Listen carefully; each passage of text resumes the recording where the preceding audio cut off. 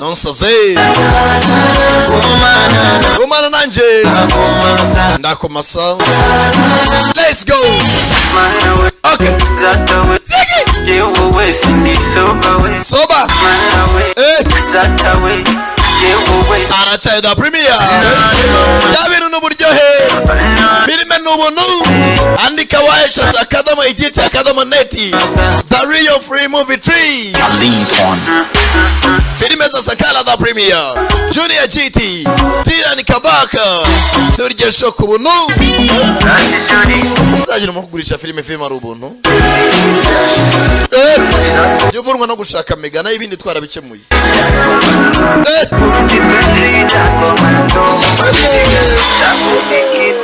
Zako digida tu. Nayo yomye. Yes, check it out. Come on. Yarangi. Okuri pai. Kisizi. Nari swapa. Amekunywa none. Kunywa pomba mna shida. Electrics Limited dore igisubizo ku ntambara mwayaga muhura nazo zishingiye ku mikoreshereze y'umuriro idasobanutse. Waba uri umupangaye mu nzu z'ubucuruzi cyangwa izo guturamo, se yewe utunze cash pay uhurira n'abantu benshi, dore igisubizo ngiki. Gana ikigo cy'ubucuruzi Electrics Limited baguhe imashini yitwa Electrics Meter izajya igufasha gukoresha umuriro wawe wiguriye nta wundi muntu musangiye. Tandukana n'ibura ry'umuriro iterwa no kutumvikana ku muntu ugezweho kugura umuriro. Waduhamagara kuri 0786298886 cyangwa 0785257667 cyangwa uzadukorera ku Gisozi. Electrics Limited, va mu kajagari k'ikoreshwa ry'umuriro. Nabandi mwese mukene kwamaza nimero nizo za Sakala da Premier tubafashemo. Kandi amagaye vuga ubusanda gukupa cyane no kurenza akantu kababyeyi mu cyo byose. Burya filime zisobanuye ku rubuga wa dore rwa rubuga rubasho filime ku buntu babasobanuza bakunzwe mu Rwanda wa eshatu akadomo igiti akadomo net za Sakala da Premier. Mego bose na uva kwizima cyari Sakala mana bogare dora sezo the one and only Dylan Kabaka sibyo yesaso indege butosho cha kwigaraganya gukoma kandi yo mwitwa Dylan Kabaka na Junior GT konya irani abakura mu nzira nitwa Juju giti w'igipetiji. Filime zose wifuza ku buntu igiti.net. The Free Movie Tree. Filime z'ubuntu kuri wa eshatu Academy Igiti Academy Net. The Free Movie Tree. Igiti cyonyine mu Rwanda wasanga filime ku buntu. Iyo ni website yacu. Nta kiguzi, nta abonema, ntaki. Gura mega zawe urye show. Ubona hano uvumba kawe fibi bakarusho. Itari buhagarare ubundi nta mpamvu yo kunywa amazi y'amasabano hari isoko. Filime ku buntu aho waburi hose mu Rwanda, Zambia hose. Sino mu Rwanda gusa kwisi hose. Abari muri America, Australia, Europe, Asia, Africa. Yewe nabari kuyini mumba ahubwo dushaka gushaka ukuntu tubyigaho. Ama area nari kuri za Mars, Jupiter muri zo area. Ku buryo the whole universe bareba gasobanuye ku buntu. Cyakarawe kanje kucyabazenduye. Oya mwebwe na umva. Na hano filime mutazazirebera ubuntu. Kereka Sankara na. Doka tujya kutaza Summit Entertainment abona bateguye Alliance Gate Company. GT Business Group afaho. In a city as big as Miami, it's easy to feel small. Ati mugenzi wakuriye muri uyu mujyi munini nka Miami hari ryo wumva ari gato kuri wowe. Aratubwira. Those skyscrapers and palm trees is my neighborhood. Ati mugenzi izi nyubako ndende zose muri kubona ni nyubako zituriye quartier mvukamo.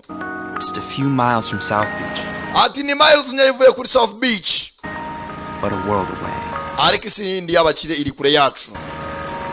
Mugenzi wakuriye mu quartier. Place like this, you learn pretty quick that you have to speak louder than everyone else if you want to be heard.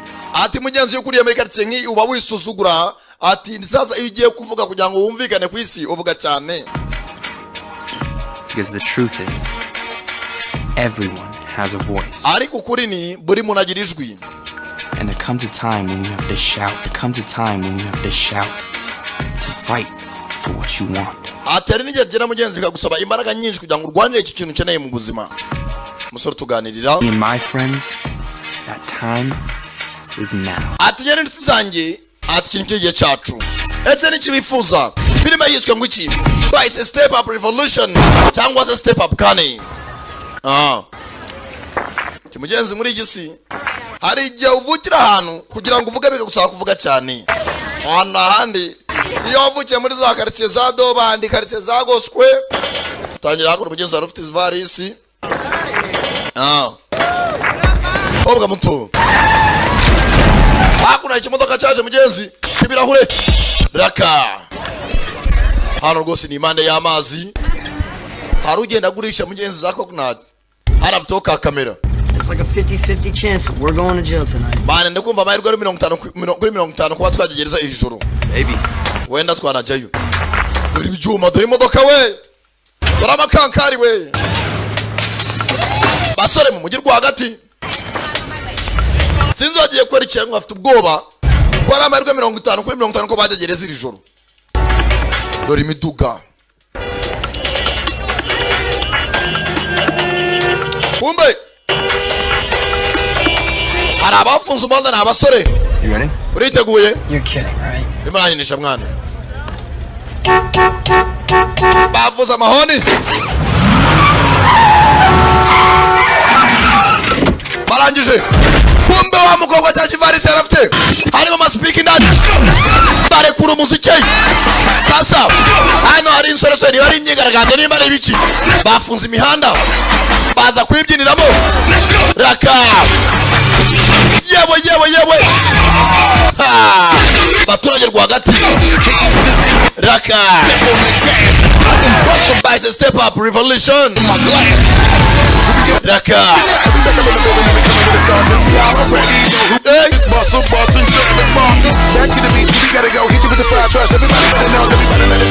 Basoza tuyazo ati nyina bashuti banje ikintu cyo gihe cyacu ngo twivugira kandi mu buryo bwacu abaturage nabo sugushyuha basore muhanda rwagati tayare bafatiyeho abaturage nabo sugushya bikundira byacitse hano waje kureba ibirahure arafata ubu video bose n'ababyinnyi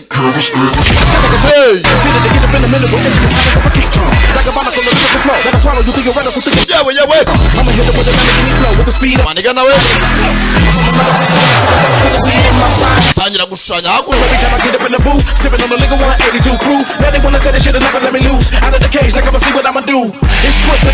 ko babyina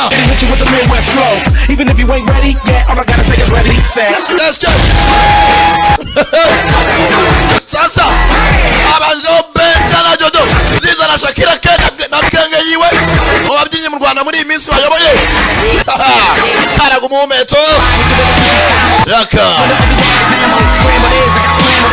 basore sinzi bashaka kuvuga icyo ariko ngo babikora mu buryo bwo kubyina ati iyo amaze kumenyekana hano hanze ntabwo wabura abaturage wumvisha iyo amaze kuba influencer abantu bakuri inyuma bakumva raka yes yes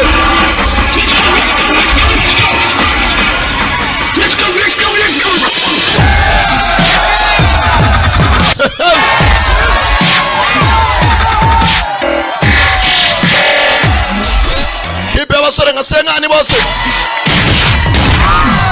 raka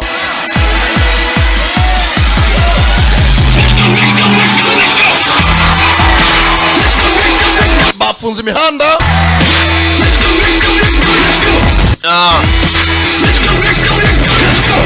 escape Twice Step Up Revolution bamaze kwifatira mu video kumbe ni imodoka zari izabo tayari tabikoza mu modoka vuba nta gutinda ku muhanda tayari baracomoka kumbe ya crew yitwa The Mob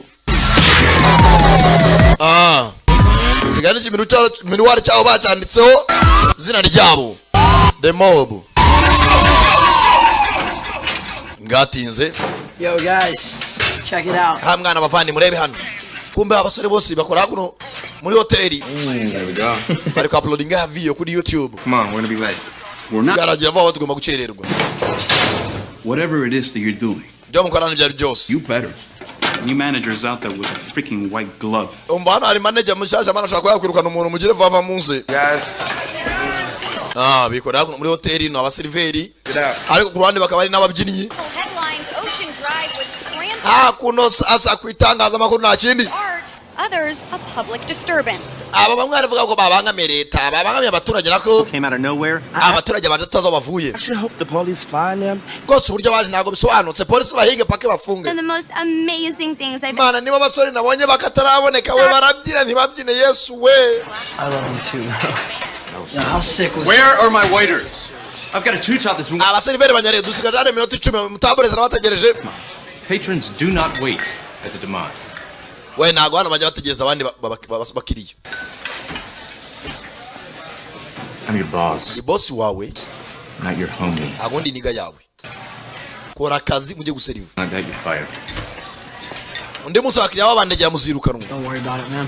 bana bitindaho Still your homie. nege niga yawe bro Cool, man. I'm your homie Fire him for that shirt. And what? Let them or hate sasa abasore ahantu hose batwitse ku itangazamakuru who is the mob? abantu bose bari kwibaza ngo the mob ni bande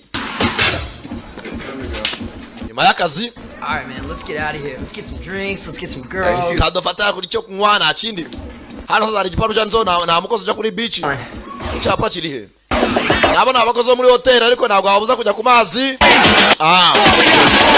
Miami Club Euphoria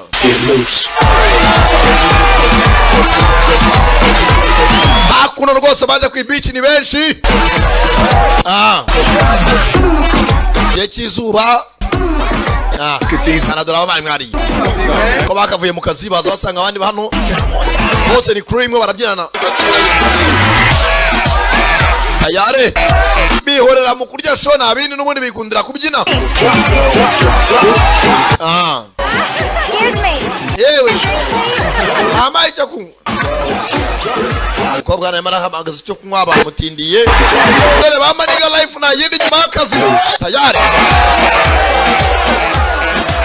wa musore shani mugeze arangije yewe amabyeri kubera iki ntayigo nta kibazo amazi hano ni mushya kubera You must be new here. you must be new here hano mazi ni mushyashya Sorta. cyane bisa nabyo Well, I work here too. Really? nanjye ngo hano one Fortunately. cyane rwose Come on, it can't be that bad. The pay sucks. There's no benefits and the clientele treats us like crap. ati rwose kubura hano mushyashya niyo mpamvu abantu batanakwisanzura ngo ubone abakiriya benshi There's gotta be something good about this place, right? hano hantu rwose nanjye ndayishimira kuhaza There's this really cute waiter. ati hano akenshi umuseriveri agomba kuba ari mwiza nisanzura Where is he? none ari he umusore aza gutera kuri blague umukobwa nawe si umuseriveri yaje nawe yaje gufata icyo kunywa You know what? It's on the house. yewe safa icyo kunywa nanjye sinkura hano Where are you going? ugiye se To dance. ngiye kubyina nk'abandi bose baguha akagiye kari seriva kamwa n'inzoga urakora ibiki se Where to the dance floor? You dance? waguherekeza tukabyinana urabyina nawe Nah. Don't you know how this works? ntabwo uzi uko bikora se Drink in my hand. You dance around me, make me. kamereza umuntu inzoga basi dukora akantu k'akabato gatoya Let's go make you look. oh wow ni byiza byaba bishimishije sasa hano mugenzi abakobwa ntabwo baziranye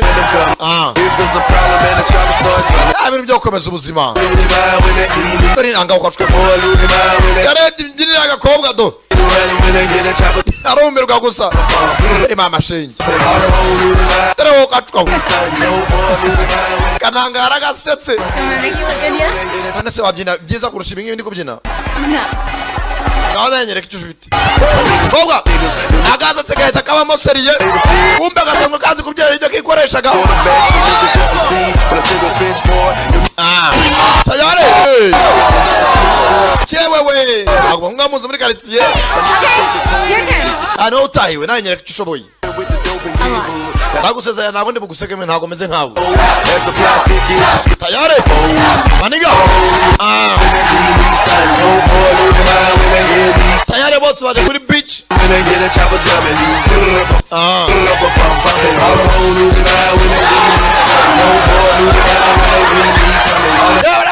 Uramwemeje fatiraho. Ukobwa nawe garuka bundi bushya.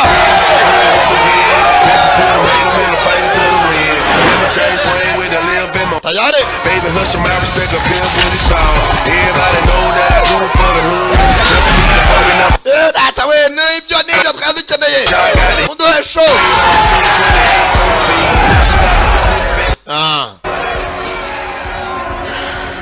Genzi. Gamere bari bahuye. Cyane mukomeze muduhe show. Agifungurira amazi cyangwa se ari akigotesheje ubwo kiraho bonanya manager wa ya hoteli uko ubonye manager wa hoteli ahita caho abandi bapagasi yewe ugiye toza umwana nagoteze zakumenya amazi tuza za gushaka umukobwa aramubura Just like that. Cinderella was gone. Nuko byagenze muri nkuru ngo Cinderella yagiye gatinze sasa bamaniga iyo bavuye mu kazi bakata kuri beach ho gatoya araho baza kugorobereza hakuno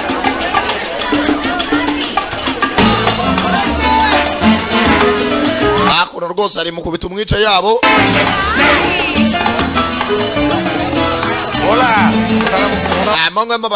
mungwemo rwose abasore rwose nanjye n'abatumva kubibyinitse bari bimeze biti yawe umeze uti teka yameze neza When was the last time I charged you for a drink? ati bwa nyuma umwishyuza amafaranga yo kunywa se n'iryari Just promise me, you have to dance with mi madre. icyo ngusaba ni kimwe no kubyinshi madamu wanjye mi madre Jason amutera ubwoba dore ukuntu ababyinisha mukecuru kirabyina ukagira ngo kiri ku muhanda bahora bizegera sasa kuri ababyinnyi bose crew yose na views zirimo ziraboneka Yo, 20,000 hits in under 5. Bani rwose mu gihe kimwe cy'amasaha 6 dufite ibihumbi magana ngahe makumyabiri. I still don't understand how you know what he's saying when he never talks. Bani yo muvuga ngo ntago dufite ijambo ntago mwambwira ko nta jambo turi bugire uyu munsi. See, it's Jedi mind power, son. Bani bino nibyo bita mind power, imbaraga z'ubwonko. Deeper level, you know I know this guy. Kwa turaza ko tugiye kuzamuka. Eye to eye. Ubwonko nibwo bukora. We really need to start thinking about this next thing now. Ubu tugomba gutegereza indi show y'ubutayiza imeze iti. I agree, yeah. Yo nabyemera Our nawe. momentum and generate more hits. Atugomba gushaka ikintu cyatuma tubona hit cyangwa se views nyinshi. Contest. When I was your age, I didn't even have the YouTubes. Ati rwose nyine ku myaka ntabwo nari mfite YouTubes. First of all, muzehe baramuseka. YouTube ngo ni YouTubes. Alright. Abantu bavuga ngo YouTube ibintu bitabaho. Whatever. Check it out, Ricky. Ricky Murebe. With 10 million hits gets 100 grand. Sasa ari show yabaye nguru ubonye miliyoni 10 nako 100 hits. Nako 10 million hits. First page with 10 ariho n'amafaranga ibihumbi 100 by'idolari. million hits gets 100 grand. Sasa abantu bari bujabani za views no bari babona amafaranga. It's about getting our stuff out there, Ricky. Aragose tugomba gukora andi mashow menshi kujya turi posting agashow. Turimo turabyina ku amafaranga aboneka. Yo, first we get the money, right? That's right. Mbere na mbere tubona amafaranga sibyo? Imbaraga zo tuzatuzifite. Next, don't you pen? Kije kuri cyasheri wayandekura. Aro waserezanya. Let's not sweat it tonight. Because tonight we celebrate. Murekereje ndubitindo ngo dushiye mu mutwe.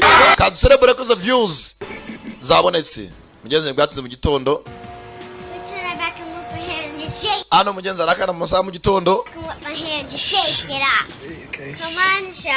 Shani byuka amasaha bwakeye. It's okay, sweet pea. Shaka n'iminota 10 sheri wanje. Just shake it off.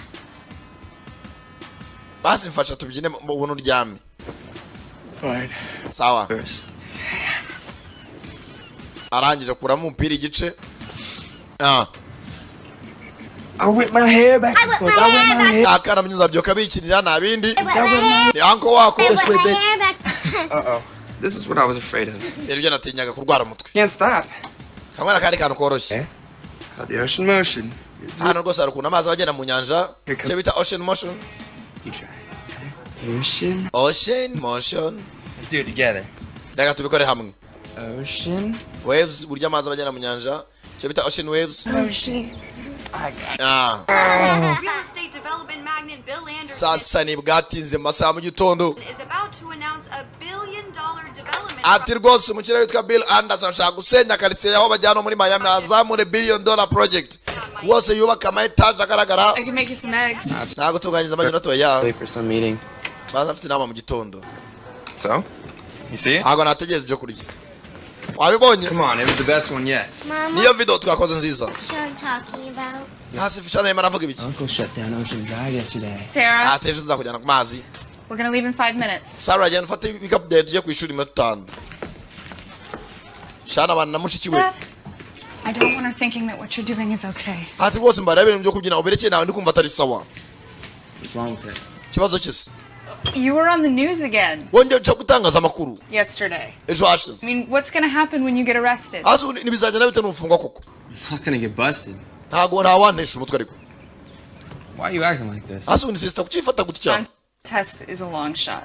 Ko rwose amarushanwa urimo ni ibintu by'ubuswa. At best.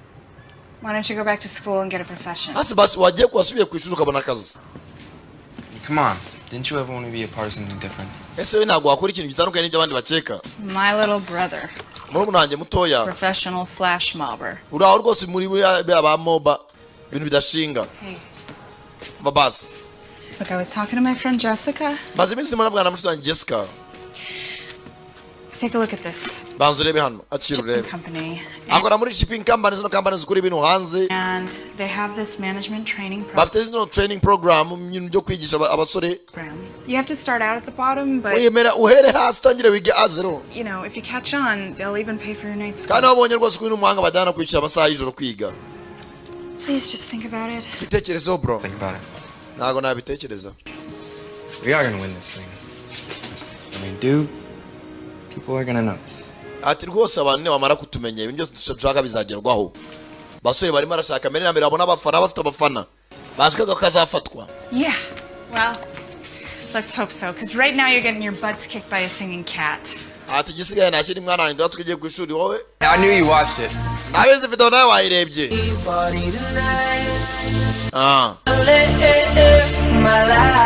Basore job nayo ukora muri hoteli. Ariko bafite icyizere ngo nigafatwa. Niko namara kumenyekana aho arabaye abastari. Kazafatwa ibiceri bizaboneka. Genza risho batangiye gutegura. Abantu bazabona views. Miliyoni 10. Kuri video bajya uploadinga kuri YouTube. Ibihumbi $100. One reason. Turn the Demont into the top destination in South Beach. Sasa no mukiriya marabwira abakozi bose ko gahunda zimeze z'akazi. And that's just the beginning. In the coming months, I plan to break ground on a new hotel and residential complex. Ndimo nashaka rwose kuzamura indi hoteli nshyashya inaturwamo rwose complex nziza cyane. And after that, continue building the greatest hotels Miami has ever seen. Ati nyuma y'ibyo nzakomeza nubaka andi mahoteli Miami itigeze ibona kuva na mbere. If you work hard for me, I will be loyal to you. Nanjye rwose nzababera imfura. Mr. Ryan, for example, started working for me when he was still in business school. Ati rwose Mr. Ryan yatangiye kumwera akiri mu ishuri rya business. And now he's general manager of the Demont. Ati ubu ngubu ni general manager wa Demont company yanjye. Ari arurwana n'icyugi. Manigaza nyuma. Young man. Musore. Entire staff was asked to be here 20 minutes ago. Abandi bakozi bose bagomba kuba ari 20 ishize. Right, man. Look, I'm sorry. Telefone yanjye alamu yanze kuvuga. My alarm's all messed up. Accept your apology, but you no longer work here. Wait, what? Father staying. In our profession, punctuality is not an option. Ati rwose akazi kacu kugenda ku murongo ntabwo aribyo tugomba kubwiriza. I've worked here over a year. Do we need security to escort you out? Dushaka umuseketa gusore kugira ngo byemere neza. Kiye gukatira muri discipline. Hajya kujya gutanga ndakwiyamye nsokera muri apana. Tugushakiye security kunaganza company. Loyalty. Hano dukorera mu nzira nzima. If you don't hold up your end of the deal, I don't owe you anything. Ati kandi nudakora akazi kawe neza ntacyo nyinyicuza nacyo nkwicuza nzakwirwa nutaye. Anderson customers expect excellence. I expect nothing less from you. Ati rwose bakeneyeho byinshi nta kintu namwe muzasaba usibye amafaranga nzayabera ku gihe. Thank you. Kandi murakoze. Thank you, Mr. Anderson. Okay, let's get to work. Sa Anderson urakoze gatsubire mu kazi. How could you say that? Because the whole thing goes against every instinct I have as a parent. I don't understand. Ego tavuga ibintu nk'ibyo ntabwo mbyumva papa kubera iki. From my perspective, it's like nanjye we no kutareba ibintu mu ruhande rwanjye. Kumbe wa mukobwa abyina kujyaje kuri beach. Ni umwana wa mukire Bill Anderson. Supporting you for dropping out of college. Mwana wanjye rwose nakwishyuye mukomeze college. I went to college because you wanted me to. Papa nagiye kujya kubera kwa binsabaga nye kuze ngunda kwiga. So this is all about the Winwood thing. None ushaka kujya muri amarushanwa yo kubyina niyo ukeneye. They're one of the best contemporary dance companies. Hariya niyo amarushanwa rwose companies zikomeye hano muri Amerika rwose zose zifite irushanwa. World Dad. Ya amarushanwa gakondo yo muri Amerika. Know how I feel about this. Uzi ko rwose nanjye mbyumva mwana wanjye. How many people make it as a dancer? One. Asi ni bande muri sobonye bakize bababyinnye. 1,000. One out of. No umuntu umwe amana 1000 n'abantu umwe amana 1010. It's one thing to dance when you're a kid, and ati cyari kimwe kuba warabyinyira umwana. Another thing to try to make a career. Ariko ntabwo wabigira kariyeri yawe uvuga ngo ni nakaza uzaramiriza ubuzima bwawe bwose. Nta muntu wabyinye ngatera imbere. Thanks for the support. Urakoze kubwufasha bwawe. I'll have the eggs Benedict. Umusore mutunzana ya amagi yitwa egg Benedict. Fruit and yogurt. Barafata jus cyangwa yawurute. Fruit and yogurt. Muzanire rwose kimwe muri ibyo. Musore kuri abo nawo umukobwa babyinanye kuri beach ijoro ryashize. Yewe biti. Koga menye jus. Oh my god, I am so Manu mbabare rwose. All right, no problem. Nta kibazo. Emily. Those people would kill for an opportunity. Like abantu hari gihe bakwangiriza amahirwe muri iyi si. The one I am practically. Bizajya kumuhanagura reka wamusenzi we. You could end up running the whole company. Mwana wanjye ubaye mwana muzimuka niga. Company yanjye niwe wayiyobora. Another one, she's. Emily, Emily mwana niwe mvugisha ariko. I heard you. Papa nakumvisha. Let's agree to this. Reka twemeranye sibyo. Either you're a professional dancer by the end of the summer. Wendi isama nirangira uzagenda ubyine naco. Will you come home to Cleveland and work for me? Ati basi uzagaruke muri Cleveland unkorere mwana wanjye. Muri gihe turiya muri summer time hano kuri beach byina nta kibazo. We used to see eye to eye and everything. Mwana wanjye sinzi impamvu mbere twarebanaga rwose ibintu byose tubireba kimwe. You remember? Urabyibuka? Emily and Dad versus the world. Jewe rwose twari dufite imvuga avuga ati Emily and Dad versus the world. Unjewe nawe rwose duhanganye n'isi yose. What happened? Byagenze bite mwana wanjye? We can still see eye to eye, Dad. Papa ntabwo tukibireba kimwe. Again. Ariko ntabwo kandi mbishatse twabireba kimwe. Also wish that you could want for me what I want for myself. Ariko kugira ngo turebe ibintu kimwe no kuwashaka ibyo nshaka. Muri make ibyo nifuza gukora nawe akabiri unshyigikiramo. Aho nubwo tuzongera ibintu kubireba kimwe cyangwa tugahuza.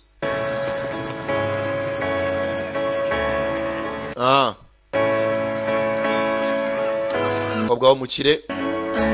Reba ibyo yibyina nta bindi. Byitwa Winwood. Zakuno mu myitozo.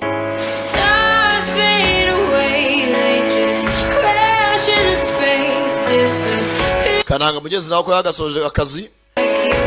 Kiza cy'abantu bo hanze no gukora ku masaha. Ntago ari bya bintu 12 utaye saa 8 z'igicuka pana. Niba wageze saa moya muterwa no kumwumvikanye amasaha abaze ugataha ukaruhuka. Ntago ari gato nambwe no. It is not Africa. Getting off of work, I heard the music. Nandi mukazi numva muziki. Yeah, I'm Sean. Nizwa Sean. You're Emily, right? So Emily, sibyo? We've met at the club. Kaure kuri club. Tabiz. That's funny. It didn't seem like you did, you know, when Ntabwo rwose byari bisigira ku buryo yabikoze. Dad was around. My dad Papa yari se. doesn't need to know my every move. Papa njye ntabwo ashaka kumva ijambo kubyina mu matwi ye. Sorry, I'm just upset. Narakaye no mujinya afite. Byari byiza ariko. You dance. Ariko n'umuntu urabyina. Thank you. It's okay. Kind of boring. Ntacyo bitware ko n'umuntu mba nibo wende hano ngo ndabyina. Uravuga ibiki? Incredible dancer. Uri umubyinnyi mwiza. Not good enough. Ntabwo bihagije ariko. For what? Kubera icyo bidahagije. It's an audition, a routine I have to put together. Ati rwose gushyira ibintu hamwe nkaba nabyina imbere y'abantu. Basi uzangerageza. Olivia Bronwyn's company. Yeah, they're amazing. Ati hari abantu rwose bahora amakampani yigisha kubyina kandi atangaje. It's technology called the internet now. Right. Sorry. Saye hangane. Well, it doesn't matter anyway because I'm probably not going to make it. Ati rwose ubu ngo nabyo kujya nsanga ugiye kubisezera ko ndumva bitakiri ingenzi. Make a suggestion? Nagusaba akantu. Sure. Yego. Incorporate some of the moves you did at the club. biriya bintu wabyinnye kuri club Girl was not born. ntabwo byari biri aho ngaho ntabwo byari biciriritse wabyinnye neza Can't just do whatever I want.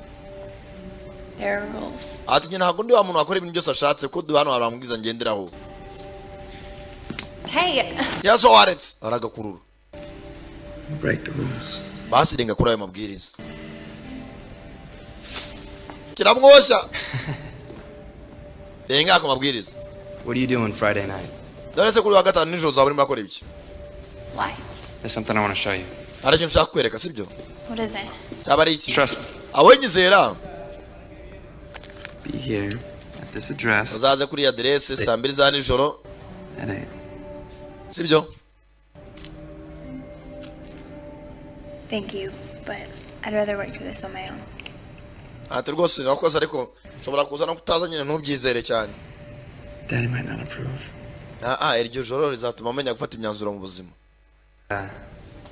Wear something nice. akandi nujya no kuza uzaza wambaye neza. Come on. What a day, huh? Listen, Once ni hatari. you got this morning. Banashaka ko tugana muri gitondo. Would have walked out with you, but No, man. Shaka ko dusohokana. Yanze mushiti twamwirukanye mu kazi. You don't need to do that. Bana nta mpamvu yo kujya mba hafi. We'd both be out of a job. Kazi nakavuyemo kandi nanjye tugumanye nabwo nawe wakavamo. listen, do a few more mobs, get the hits, and we'll win that money. Okay? Ati reka dukore ubundi buvudo buce bwa demo dutsinde amafaranga tuyabone. Yeah, okay. Ndabyumva. Fine. Sawa. Because I think I got this next thing figured out. Atari ndisho shaka gutegura indi mibyinire mishyashya. Akandi gasho twakora. Sawa ni sawa ntacyo bitwaye. Tayari hakuno. Baza muri ya garage yabo afite garage bigiramo kubyina. Mwabera imyitozo FSTM bafure. Bafure zidakora bacanga kuzuye imodoka naco.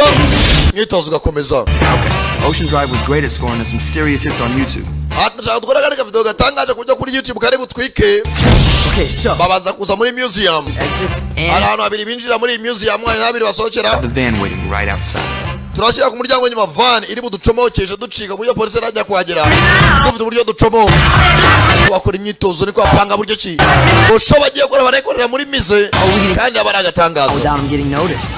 Ndashaka kujya bababyinnyi bari bwinjira batari bumenye aho igihe binjiriye. Yewe.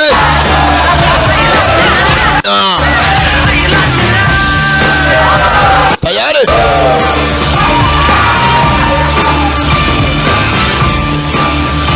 Tangira kubara inyubako. There's gonna be security this time. Ati ntago abasekirite babura muri museum. Under the supervision of director Jennifer Gibbs. Bafite umuyobozi w'umuseum witwa Jennifer. What about music? I was thinking Penelope. Ara ntago Penelope umukobwa witwa Penelope ne DJ abaraza kubanza mutera injuga. Amwake buryo wacuranga. Play the music much too loud. Ati rwose nuza no gucuranga umukobwa ndabikwemera ko ugabanya umuziki kandi nabwo imiziki yo bucurange ni bwabo ziki butuje busendereye ziraza parakata pumpa ntago ibyo byo dukeneye. Curanga imiziki iri hasi. Profile. My profile. Nanjye ari uwo dukeneye. Umukobwa mwera kari bucurange. Tayari. Usoraza gushaka imyenda yindi. This is definitely gonna get us a lot of hits. Ahubwo iyi video tugiye gukora ngiye kuduha izindi hit zirenze. Spin on Fine Art. Mob nareje kwa mob byakataraboneka. Bwatinze. Hakora umugenzi.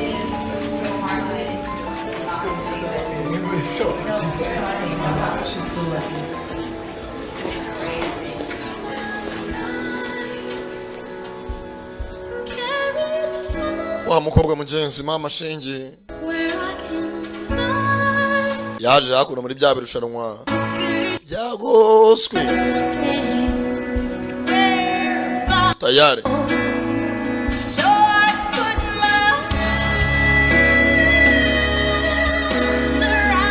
ayo mwana amanota akwiye rwose urumva noneho Thanks. urakoze.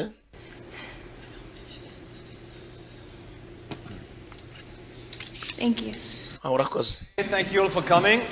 Mwakoze rwose kwa mwaje. Only imagine how difficult this is to audition. Ati rwose audition yari ikomeye cyane. Don't audition for me. Ni audition rwose yakataraboneka mbonye. I am not an easy one. I get it. Anagaranye nanjye bora cyane ko rwose ndabyumva. Remember, samwe ku kintu kimwe. do this, we wouldn't be win-win. ati udakora ibi ntabwo twakabaye turi Winwood.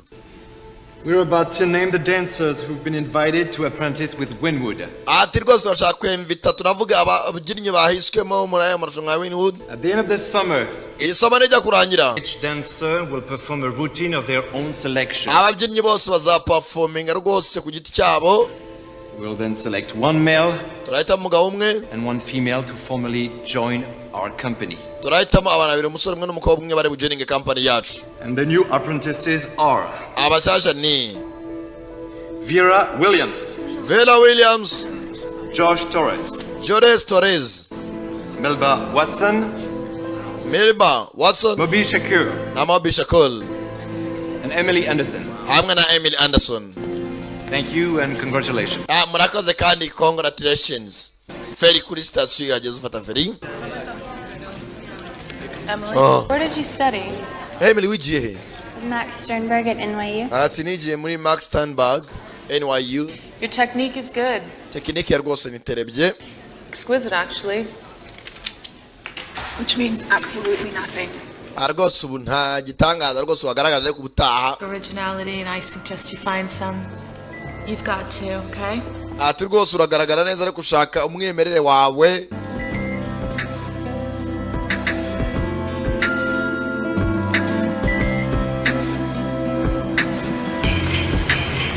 Bwatinze mukobwa ko yakavuye ku ishuri aza kuri ya museum maniga yamutumiyeho zayambaye neza. Murakoze makomeze imbere murebe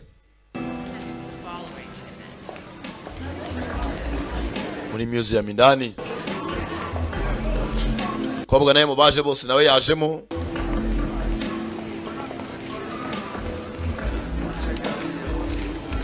Made it. Urabikoze nyuma na nyuma.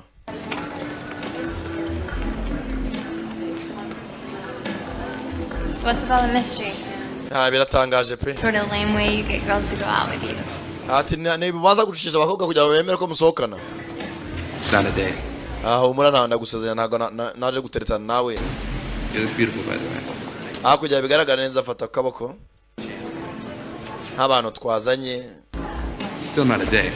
Kandi umure ntago naje gutereta wowe. Kumbe maniga badirede nawe. Nawa undi ushushanya wa graffiti. DJ akazi kigasendereye. Kumbe dore amaniga kamera yayizanye. Yo ugomba gufilima paka bakoze. Hana kuki turi hano. Just thought you could use some inspiration. Ati wanzure bani imbere yawe reko utaribona miki ko inspira. Umukobwa arebye. Kumbe mabyinnyi yarawaje yisiga amarangi asa nk'igishushanyo kibari imbere. Arayirije. Yewe. Umuntu se mu gishushanyo. Abasore baba bateguye ibintu byabo bitonze.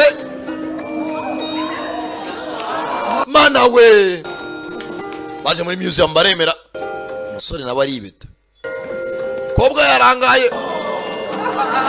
Yewe we ni korobate. Sawa gusa. Reba nundi yakuno. Ibintu byose ni ku murongo nta gupanika. Bakora ibintu byabo bitonze.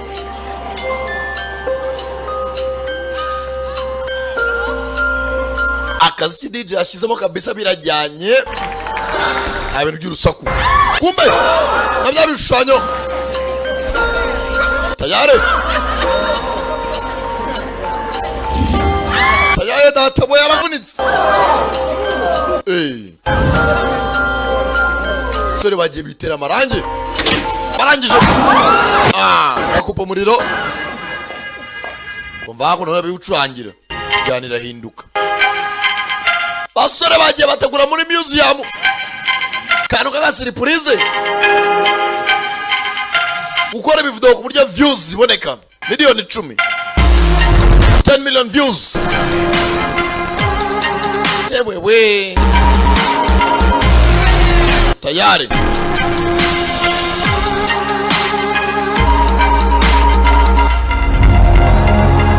Bimwe baratsa doranye. Dore bwabo nyiri bize. Boretse abashyitsi batugendereye ndabona bafashijwe mana we tayari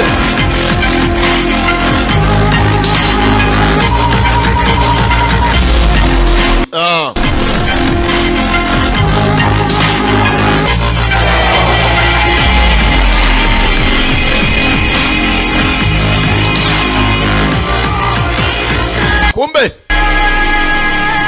hano hari abanditse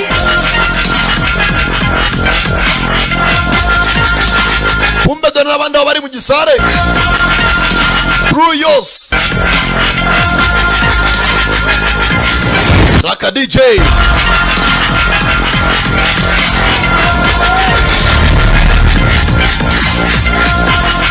kumbe hanze ari kwandika izina ryabo tayari manike mugera imbere wabibonye n'amabwiriza asuzayarengaho mana we hano basiga banditseho izina ryabo The Mob ukobwa kuza haciye mana we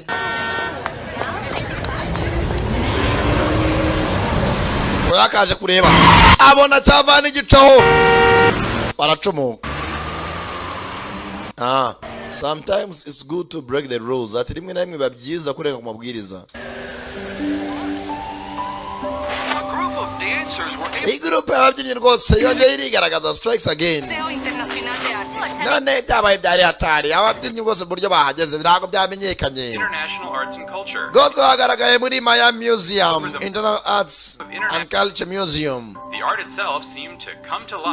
ati none byabaye ntabyo ari agatangaza baje kureba ibishushanyo babyishimiye mu ndimi zitandukanye abasore batangiye kuba abasitari ahantu hose bamenyekanye mana we ikibazo nta kintu abaturage bose bari kwibaza ninde The Mob ko bwaje hakuno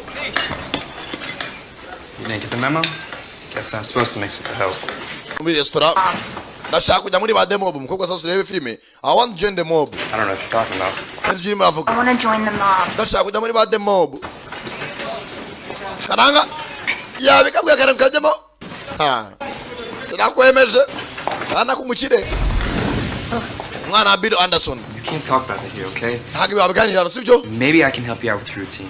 nagufasha kuva muri ibintu horamo rwose bitakubaka ariko The Mob, it's not for you. ikindi Mob ntabwo ari genge yajyamo umuntu nkabo Not good enough. ntabwo bihagije Dude is dangerous. umva biriya turi mutwe ni bibi cyane Okay? I mean, if you get thrown in jail, your dad's gonna get real. bivuze ngo bishobora no byakubyara bishobora kubyarira kujya muri gereza You were the one who said I needed to break the rules. umwe wamwe ngomba kureka ku mabwiriza There's too much at stake. We gotta win this contest. wa mukobwa ari amarushanwa twibereyemo ntabwo turi kwireba byo guhangana na so YouTube's giving $100,000 to the first channel. batubwira ngo YouTube iratanga $100,000 by'idolari It gets 10 million. ku bantu abantu bazajya 10 million hits Then cyangwa views adding another dancer can only help you. ariko nijye mu byinyi wundi wabafasha Sean Your table's still looking for you. abantu bari kwitabure baragukeneye ndaje boss ndaje Look, umva I have to get into Wynwood. ngomba kugera kuri ba Wynwood sibyo And the only way that I'm going to be able to do that kandi buryo nabikoramo nabundi is by taking risks and changing the way I dance. ati ngomba gufata risk ngenda n'imibyinire yanjye Mom is not gonna go for it. ati Mob ntacyo yabigufashamo Especially if they find out who you are. noneho wamenye ko ari nawe ntabwo bakina wakumarira ibuka arabizi ko se uyu mukobwa yirukanye mushuti wabo Well, who says anyone has to know? none se nduvuze ko hari umuntu ukeneye kubimenya reka njya muri The Mob nitwikire bitwaye iki se sawa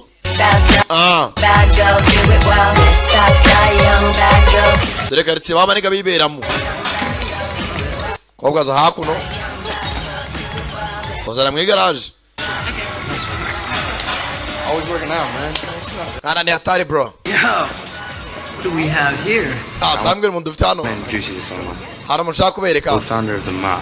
ati ni Eddie niwe co-founder niwe twafatanyije gushinga The Mob And my best friend. niwe nshuti magana ngira hano What's she doing here? baraki hano se To join our next mission. shaka twate kwajya mu kazi muri misiyo y'ubutaha okay I got her up to speed about the contest and how things go down here. She can help. yadufasha uyu mukobwa Sean, can I talk to you for a second? cyane twavugana gatoya Dude, what the hell is this? Gani binibiki. She's an incredible dancer. Mani numubyinnyi mwiza. Just like that, she's in her circle? Dore tuva kumushyira muri groupe gutyo gusa. Because I vouched for her. No. Wamwizera utase. It's the people that we have. Abanza wimenye ko abantu turi kumwe bo bamwizera. What's the issue? Cyo nicyo kibazo. We've been saying we need another girl to really Ariko tumaze iminsi tunavuga ko dukeneye undi mukobwa. go off and hit choreography. Wazamye na choreography. I mean, it's worth a shot, right? Bari bamwe baraye kuri beach abyina neza. Barangije. Can you get it ready in time for the next mob? Ngayitegure basi ubutazajya kujyana muri the mob. Good. Is your dancing lead? Kubera ko imbyino yawe irayoboye. Did you say lead? Uvuza kuyobora? Cyane. Barakakiriye. Barabigiye kuba byiza kurushaho. Let me introduce you to the crew. Kamwereke crew yose. Eddie is our resident Mark Zuckerberg. Ati rwose Eddie was numuhanga cyane numu IT wacu. Eddie is our resident Mark Zuckerberg. Anything Tumwita Mark Zuckerberg. you can do. He's ikintu cyose electronic arebaho. ears. Matwi n'amaso bikoresha neza. Penelope is the hottest DJ Dr. Penelope. on South Beach. Niwe mu DJ wacu muhanga. Blown remixes for our mobs. After my remix atandukanye. Emotion. Kana tuma ibintu byose uko bitupanze. Vibe zijyanwa n'umuziki uko bigenda. Jason just got back from New York, Dr. Benda Jason. where he was part of this crew called the We azi gupanga imipango y'ibintu biri bukenerwe. Effects. He's our boy. Ama effect yose ni uyazana. Mercury's a locally Dr. Michael wacu ni artist we no no one gushushanya nibyo bintu bye. ever heard him Ahantu hose tugiye kujya no usigaye yanditse izina ryacu. 1,000 words today. Iris was huge in the SoCal skate scene. Ariwe Iris mugezi wacu niwe udufata amavideo yose tuka-uploadinga. So we gave him something to film. Niwe Sami udukorera buri kazi kocu. There's of our parkour crew. Ali Saina Anderson.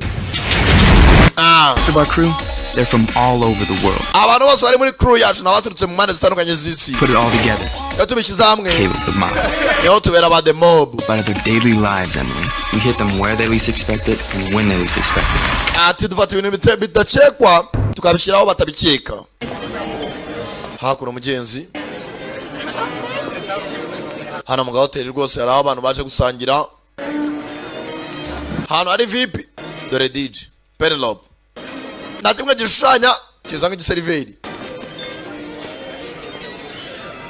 You still have time to back out. Now, Ntajya gucika intege ube uri standby witeguye. you are ready, right? Are you ready? Sawa. Komana ni hatari pe. Arangije. Do reba kamera mu mugati. Amabana rado nebera kamera. Iris ni hatari. Dore DJ. Dukoresha twibanze mwitegure. Bambara bwa mask.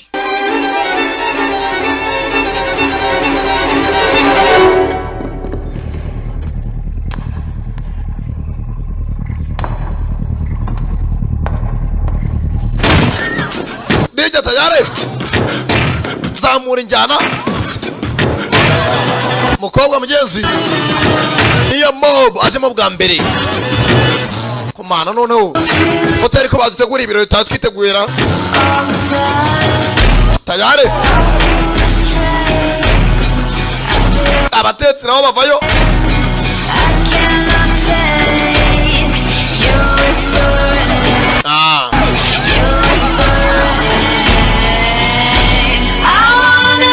Yes, yeah.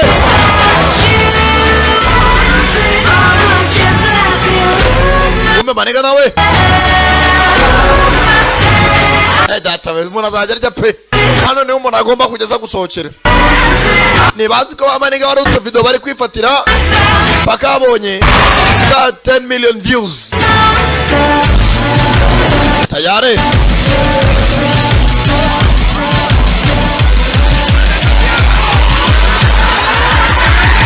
Right.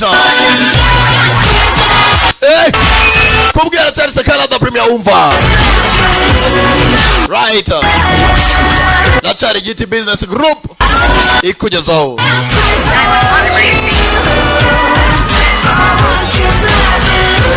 Baba kubita batunguye. How's that for inspiration? Bimeze bite? Ana inago bisanzwe. barangiza gukora ibyo bakora the mob basigaye babyanditse yewe baharibo Yesu we hano wabonye sura wambaye za masaka bavuye n'ahandi bajya kuruhukira kuno mu kabara kabo ka karitsiye kera kabyeri bro ni Eddie na Sean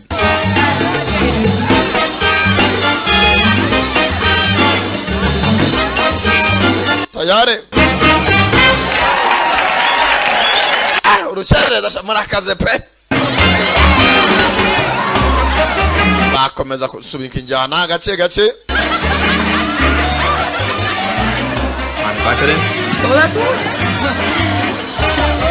Can you salsa? Uzi kubyina salsa? Alright. Let's see if you can keep up. Dale gature ko twakomeza kujyana.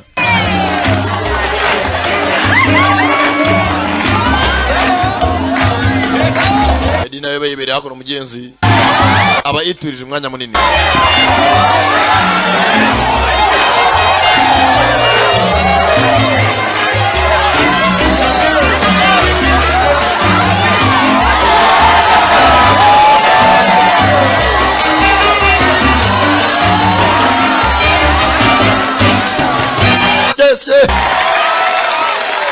Chamurabye mwabara chamurabye na pe mana we hakunino Come on, you gotta give it up. Perezida tutagira icyo uvuga nyine nawe mukuru wa groupe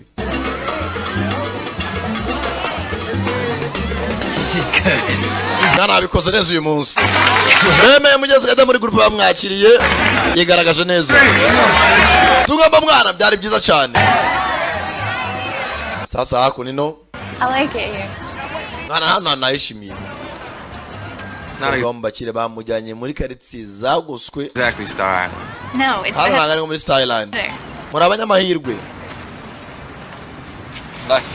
abanyamahirwe I grew up in a place like this. Namba nifuza yo muri karitsiye nk'izi karitsiye zaguswe imigina gatsata biryogo Nyamirambo like this. cyangwa se Karambo karitsiye ntaterambere I grew up in hotels. nakuriye mu by'amahoteli All different, but all exactly the same. mu mahoteli agiye atandukanye niyo nakuriye ariko n'umuntu busanga byose ari kimwe Clean, sterile. ibintu byo guhora mu makaro ntago nakanageraga mu byondo People actually live here. bashaka kujya gukina mu bijanga It's great. aba ari byiza rimwe na rimwe kubera buri muntu akunda ikintu atigeze abona mu buzima It is. Debano See more of it? nakato kanje This is yours? ni ryayo sukseriye Show you around. azinga ngutembereze ajya mu kabwato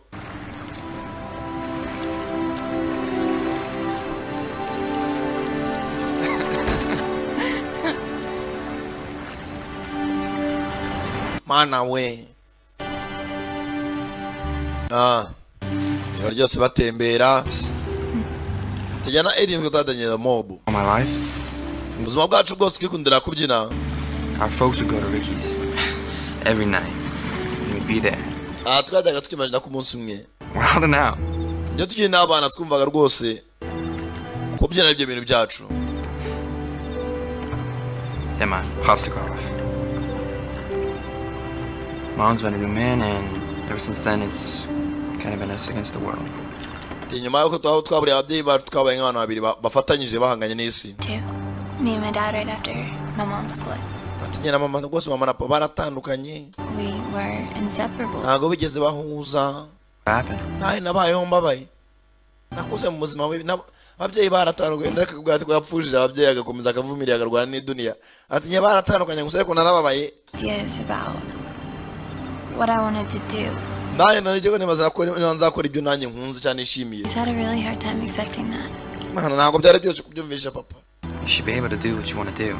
ahubwo muri Yesu uzakora icyo wumva ushaka muri wowe Not that simple. ntabwo byoroshye kuri ku muntu nkanjye Why not? kubera iki bitoroshye You don't understand, John. cyane ntabwo wabyumva I wish I was like you. mba nifuza kuba namera nkaho urumva umwana w'umubakire arumva yabaho nk'amaniga yakubiswe John.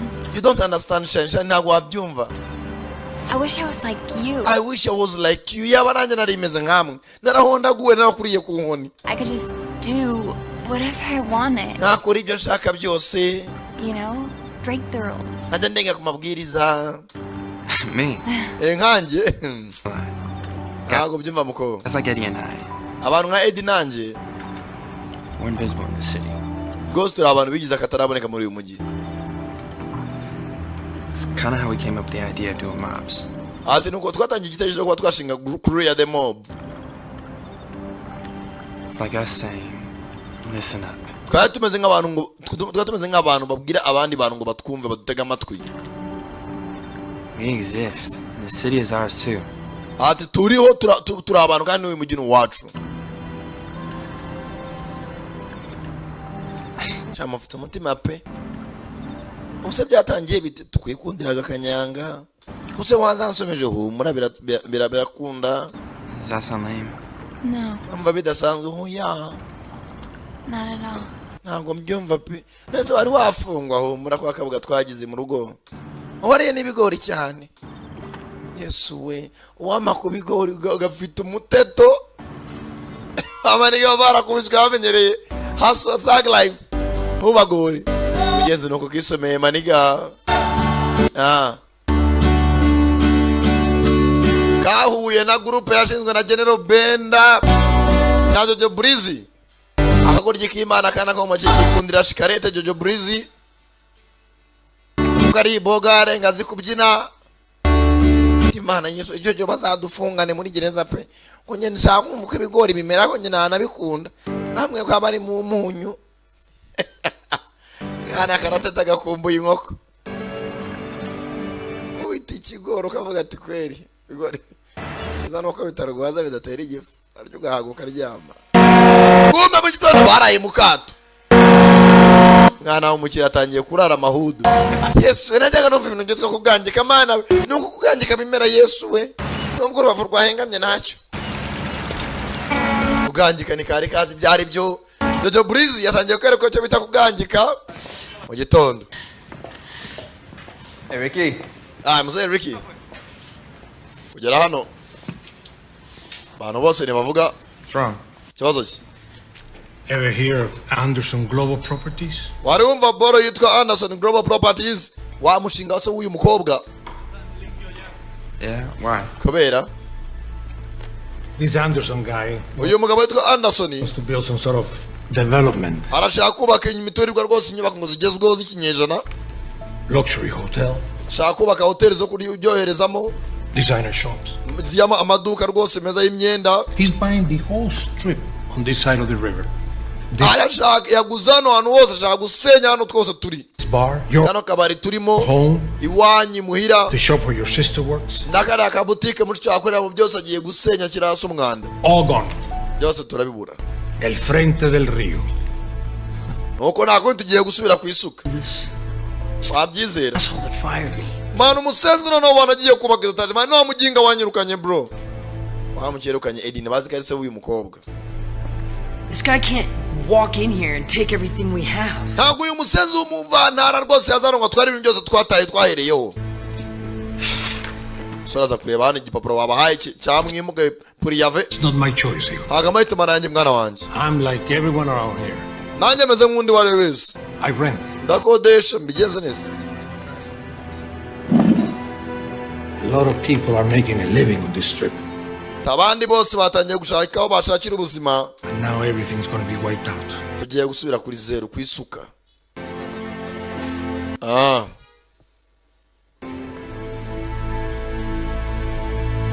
Kobwa mugenzi ranje arasohoka. Umusore ni ubizi ko se ari we nyiri umushinga. Emily. Hey, where are you going? Ugiye? Talk to my dad. Jya kuvuga na papa wanje. Is it gonna help? Biraje cyo badufasha. Try. Simbiza ko ndagerageza. Tell your friends that he's my dad, Sean. They deserve that much. Ati bibaye byiza musore bwira abagenzi ko ari we data igihe kitararenga. I don't know. Simbizi. Eddie almost lost it in there. And Rick, Ati Eddie bara isora mwirukanye ku kazi. I've never seen him like that. Rick na nako nabona yihebye byiza ari amuzehe. Right now I think it might make it worse. Ahubwo babwiye ko ari we so byaba bibi kurushaho.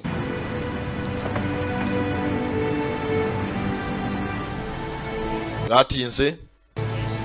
Ngana zikari buvugana naso bikaba byakunda. Want to at least tell me where you've been? Ha mwana wanjye bambwira ahantu waraye. I was out with a friend. Ari kumwe n'umushuti wanjye.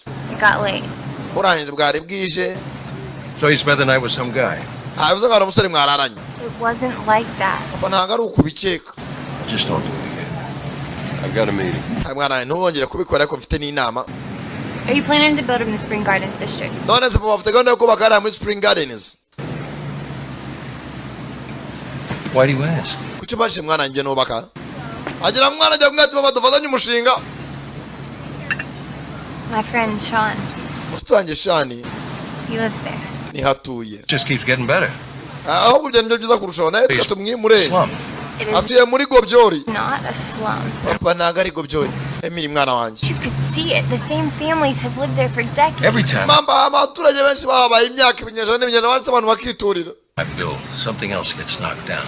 Mwana wanjye ibyo urimo urambwira ni ibintu umunara byo muri business buri ahantu hose ngiye kubaka simbura ibintu bingora. Someone's house, someone's business. It's the Ndabizi iyo utangiye umushinga nk'uyu hari business z'abantu usenya amazu y'abantu. price of progress. Ibyo nibyo biciro dutanga byo kugira ibintu bigerweho. Besides, this is a done deal. Akini deal igomba gukorwa. Trip is meeting with the city council next Thursday. Ati kuwa kane rwose ngiye guhura na city council inama njyanama y'umujyi. Kuwa kane tuzahora tuganire. And once they give it the okay, we break ground at the end of the month. Ati rwose nibambwira ko rwose ibintu ari gahunda gusenya mu kwezi kumwe tutanye tuzamure inyubako. Please. Papa. Do this. Kubane nubi. Jojo Bulisi ko yamenyereye ko byora zatura. Let's make a deal. Ya mwana njye twumvikane. I won't tell you how to dance. Sinzakubwira ko ugomba kubyina. And you don't tell me how to run my company. Naho tuzambwira ko ngomba gukoresha company yanjye. Wanze kwiga? Aha basozo ba Jojo Bulisi.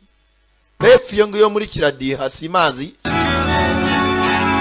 Ugomba kwasenya. All right, guys, let's take 5. Janzo mukaba bwasigaye abyina wapi na vibe. Emily. Where are you? Uriye ku muntu utari hano. I'm just Andani. not here. Uri ntabwo uri hano embeshye. I'm watching you. Ndimo ndakurana n'imibyinire yawe. The studio, like a leaf. Umeze nk'ikibabi cyacitse ku giti kirimo cyagenda kijyanwa n'umuyaga hakurya hakuno muri stage kuntu yirimo. Take control and Emily ibanza bikontorore. All right, let's take it from the top. Reka dukomeze tujye juru.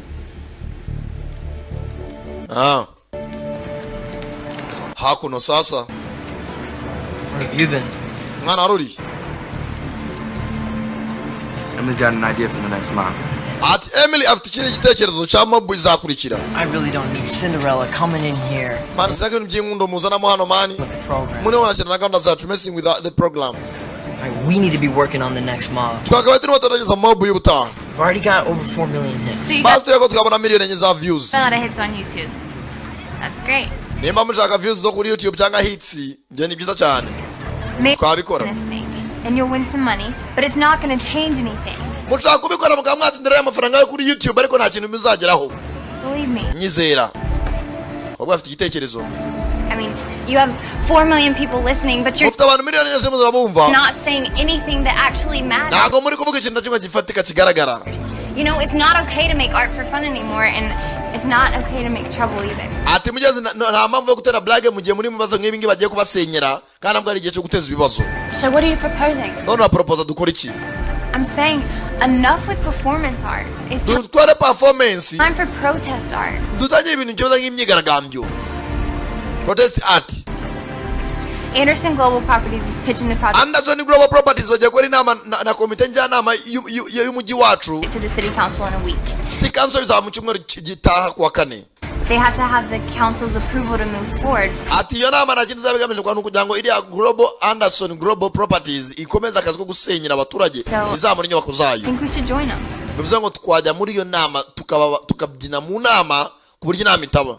So we're gonna mob the meeting. None to mobbing at the meeting. Kabwa afite ide.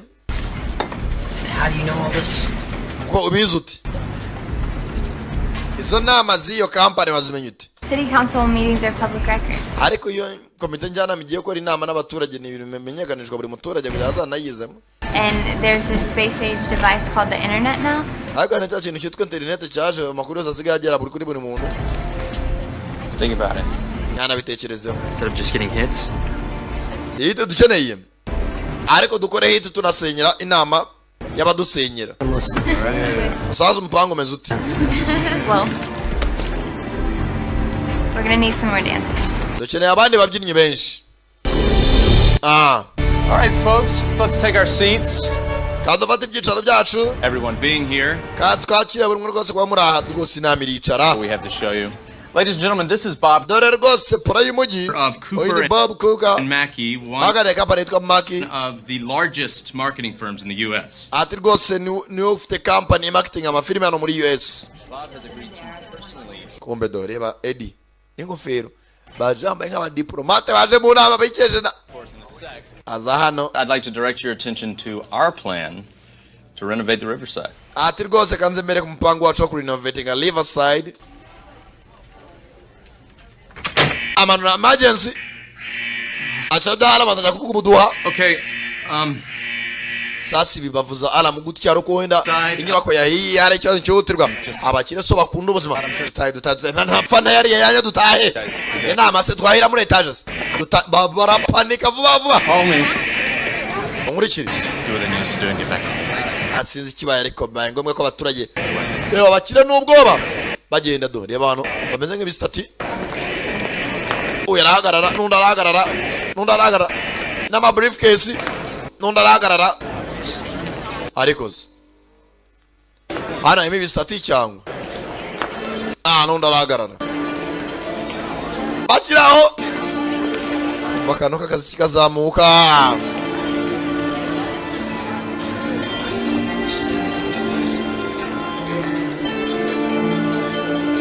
tayari kumbe dara wabyinnyi mu nama ibyari inama sasa inama irahagarara kobwa wa Bill Anderson na warimo Emily tayari Dodo Brisbane na genge yose tayari bashaka views ariko nawo bwabo ariko akakorwa k'imyigaragambyo kugira ngo batazabasenyera hudu yabo tayari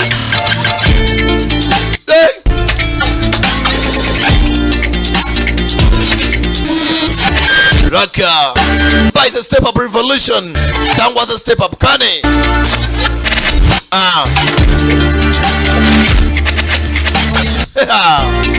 Ubwata na Premier Sakara umva. Abaje muna bare inama bundi. Twari twanagoswe ibintu byo twari dukeneye. Ibiki bijyamerera. Manager kureba.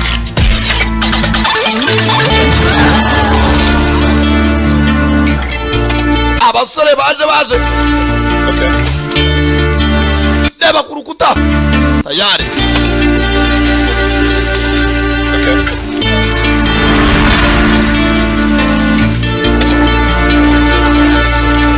kobwa baye agatekerezo nije nawe hakuno ndacyasunika umuziki hindura injyana tayari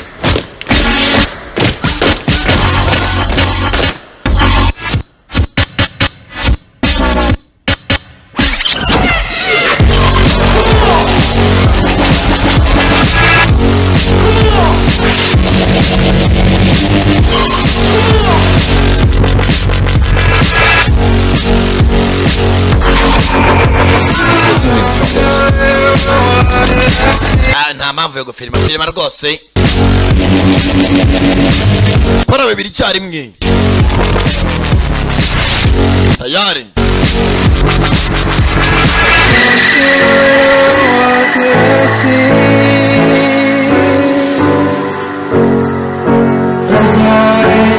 maniga nawe hanze za hakuno Iris na cyafata mu video abaje mu nama do njyanama y'umugina yagoswe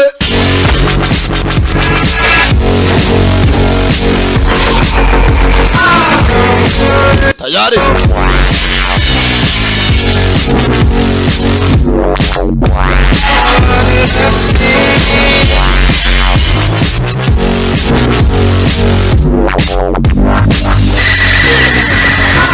zana ibindi bamaniga akazi karatangiye dutahe.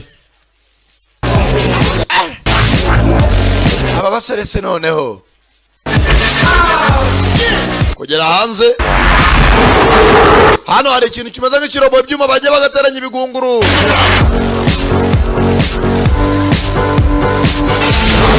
Hano banditsemo we are not for sale. Ntago tugurishwa. Iwacu ntihagurishwa. Ibyene byana. Bunch of stupid kids. Bivuze ngo ni imyigaragambyo y'abantu bari muri aka gace. Iyi ni imyigaragambyo. Sasa ni bwatinze. The mob yajyaho njyanama y'akarere yari yateraniye. Rwose bategura buryo ki basenya quartier. Mana we, anko nawe yararimo. Jenze mushikiwe nawe yishimyemo. Baragiye kumusenyera ka boutique kwiwe. It's quickly going viral. Turning these local artists. Ati rwose uyu mukire naye byamurenze. Abaturage rwose bamaze kunda abantu basore babita abafana benshi. Abafana babari inyuma. Ama comment kuri YouTube naje namaravuga. Nimusenye quartier kwa Dodo Burizi. Ahandi yatura cyane ko yamenyene yakuriye mu byondo. We're up to 6 million hits. Bamaze kubona mugezi miliyoni 3 za views. Tayari barabura miliyoni 4 ngo batsinda tayari mwitangazamakuru ahantu hose. Ari abasore rwose babyinnye ahantu hose ari barakora ubuntu bw'ubusho. Ama miliyoni y'amarazamuka y'ama views miliyoni 700. Becoming an internet sensation. Tayari Have you guys seen this viral? ubu ko bigaragara aya marushanwa n'abasore kuzatsinda bande mob barimo barazamuka rwose bagiye bakora ubusho n'ejo atandukanye. Bayobowe na wa musore Zingobo uwitwa Shikarete Jojo Burizi hamwe na mugenzi we Benda na yakarashika akazi yitwa Shakireke. Niwe mubyinnyi wa mbere muri Kigali w'umukobwa da. Ati rwose baranyinspirinze abo basore rwose n'abakobwa bakomereza aho turabakunda niba nabasenyera abo tuzigaragara inyubako na nyirayo tubasenya aribu turabakunda. Abaturage babagiye inyuma va kuba rwose ukunzwe. Tweeting this week about the mob. Aba the mob anos. Abaturage tubari inyuma ntago bazabasenyera iyo quartier rwose. Ntago byakunda. Miliyoni 9,500. Support for Anderson. Tayari. The latest polls of the council suggest that if the vote were taken. Ubu byatangiye kubacanga. Bill Anderson ntago tuzi na rwose gahunda yo gutangira kubaka ari buhagarare cyangwa ari bukomeze. Byanzire bwatinze.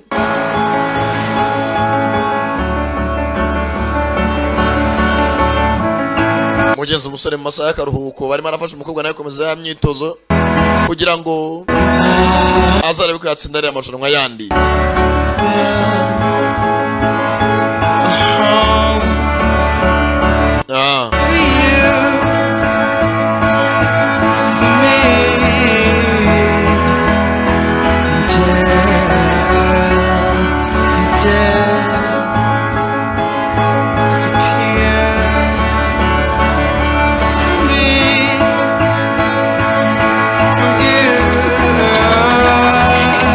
Urukundo nabwo zirari.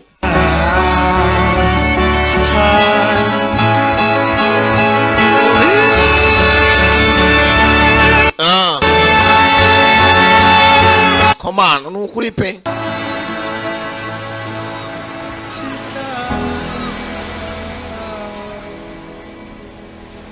Nice. Yes, Emily. Rwose Emily cyane rwose pe. Hakuno koga amasasa ari myitozo n'umusore abimufasha mu rwose bimeze neza. Hana ni atari pe.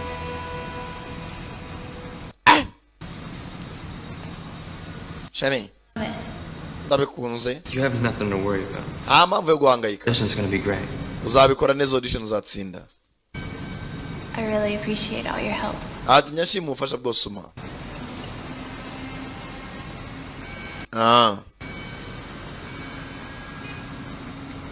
Your dad say anything about the city council mob?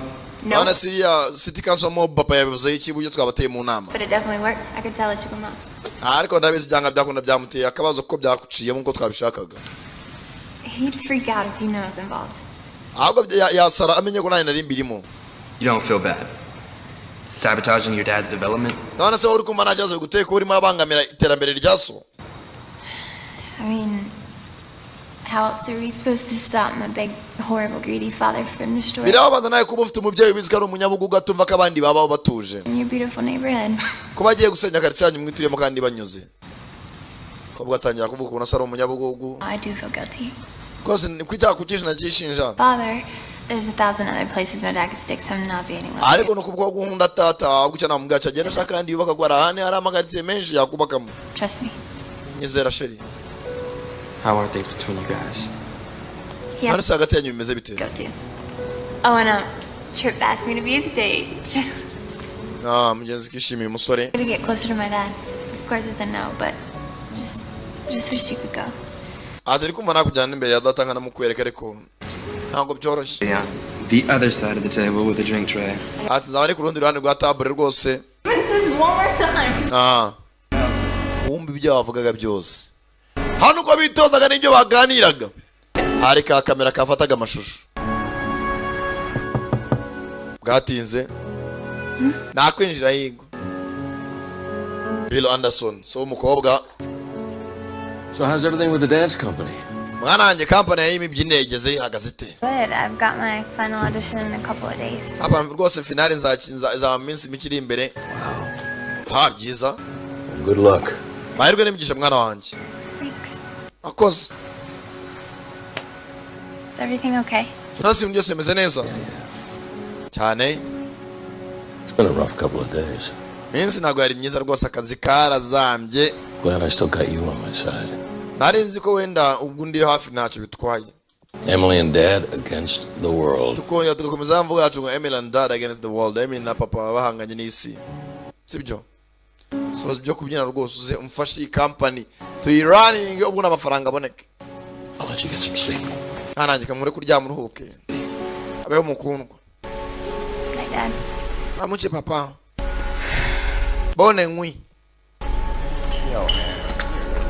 This better be important. I was playing that English Call of Duty. I was kicking some.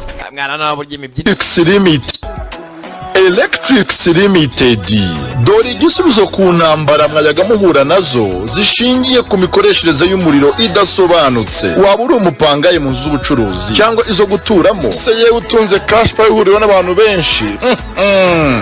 Dore igisubizo ngiki, gana ikigo cy'ubucuruzi Electrics Limited baguhe imashini yitwa Electrics Meter izajya igufasha gukoresha umuriro wawe wiguriye nta wundi muntu musangiye. Tandukana n'ibura ry'umuriro iterwa no kutumvikana ku muntu ugezweho kugura umuriro. Waduhamagara kuri 0788928889 cyangwa 0785257667 cyangwa uzadukorera ku Gisozi. Electrics Limited va mu kajagari k'ikoreshwa ry'umuriro. Kurikira filime zisobanuye ku rubuga wa eshatu.igiti.net za Sankara Premier. Bose naho kwizima. Cyari Sankara the one and only. Dylan Kabaka. Sibyo? Yes, so mutwe. Indege rutosho.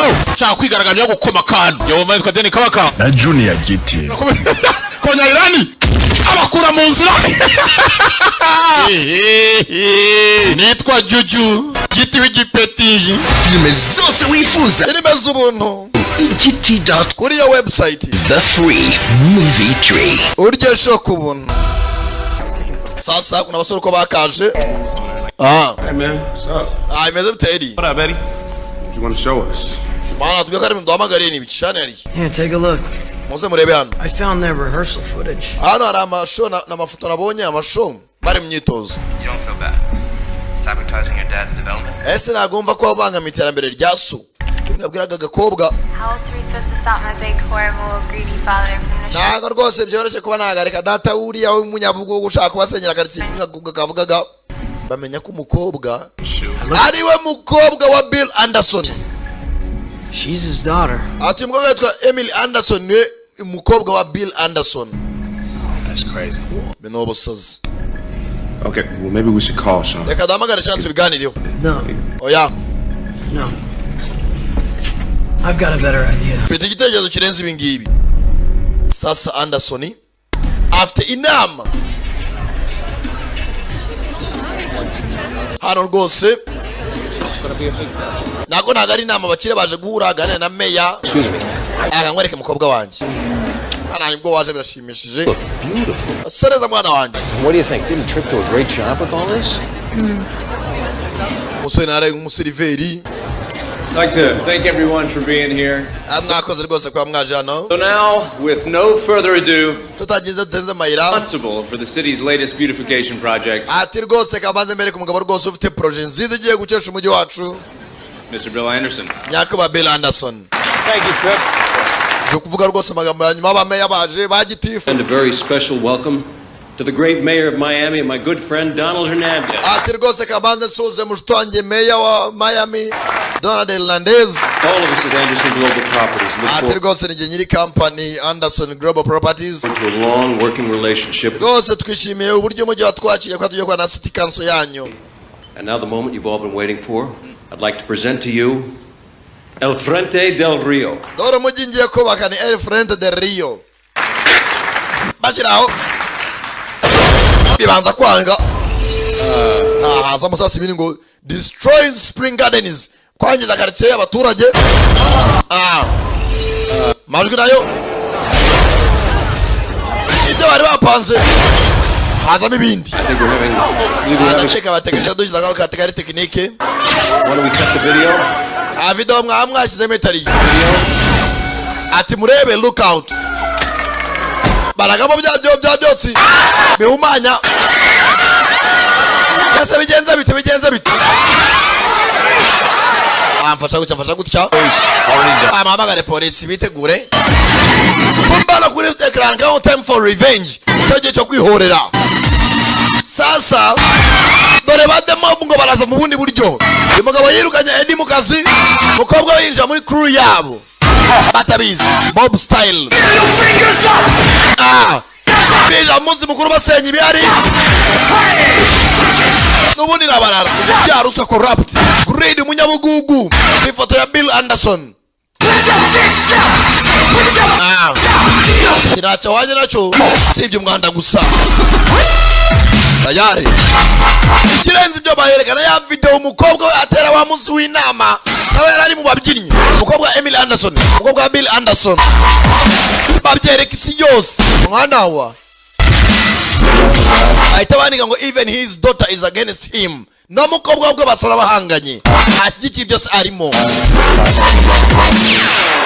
ngo barateranya umwana na se mwana rwose guhagarika data bashyiramo ka video arimo aravugana n'umusore guhagarika data ari birakwiye mugabo utumvikana umunyabugugu biramubaza kubona agiye gusenya garitsa mwana wanjye Emily baba fata ka video batabizi mwana wanjye wari ubirimo kurekara isa bireba sasa nitangaza baguri vuga ati n'umwana ibyo arimo nabikikiye papa no umunyabugugu nagajya yuba banashaka kubasenyera tayari polisi zabinjiyemo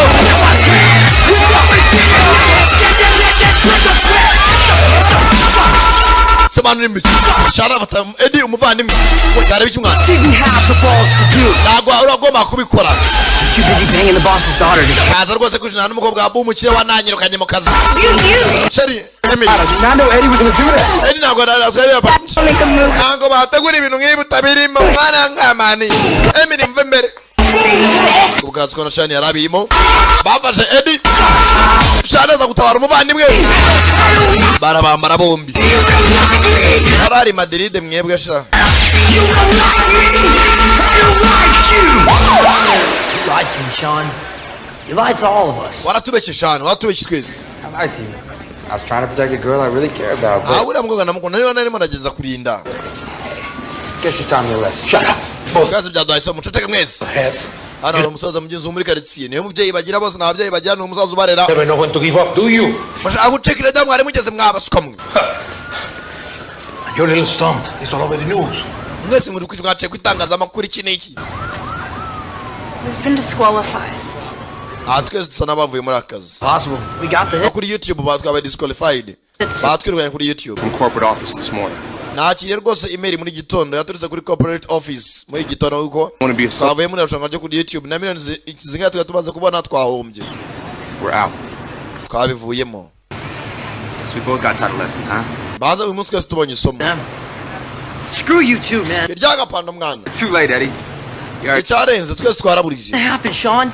Think the old man's just gonna give you his blessing? None se ushaka uriya mukira azaguha umugisha ngo urongoye umukobwa wese? You go live happily ever after with his little princess? Ujya kuba mu byishimo n'umwana w'umukire. You know, adutaye twarakuriye ihudu hamwe man. Panther, you'd pick that lying bitch over me. Kwanda utishira karashika. I was the one who told her to keep quiet mwerwana. Cause I knew she was stubborn to get past it. Bari kuvara cyari umutesha abantu mutwe nawe. She would never do that to someone. Tazonyaguye mu kintu nare wese. Quit. Get off. Monda kure. Achawe ni mifupa.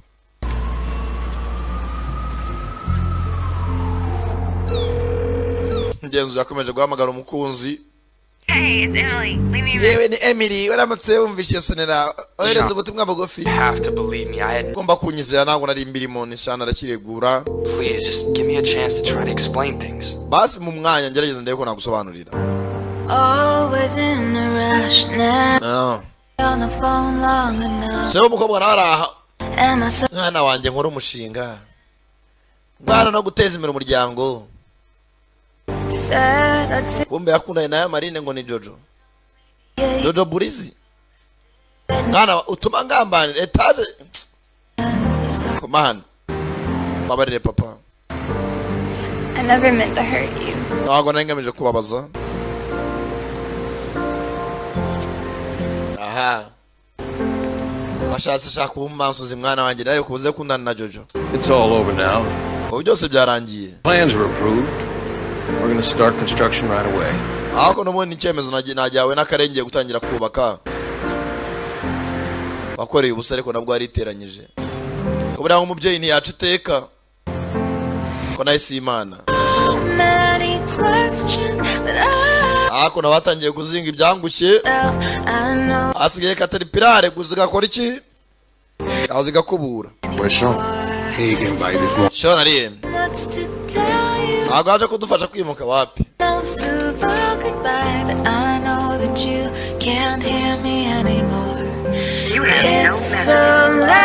Na message wigeze bakira zavuye kuri uyu mukobwa.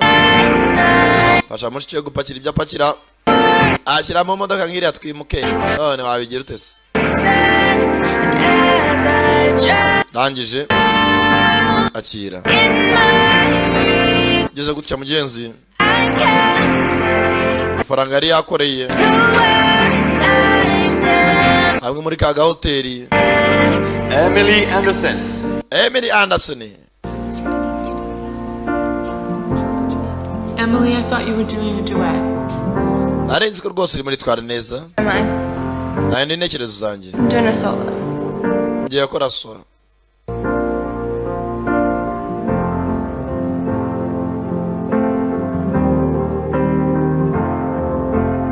So much to tell you. Tayari umukobwa nayo ibyo akora byose. Mutima nuri hamwe. Can't hear me anymore. Byakwa muri wa demobu. Babikora mugenzi niko yibuka. Jojo Burizi. Ntekerezo ziri kure.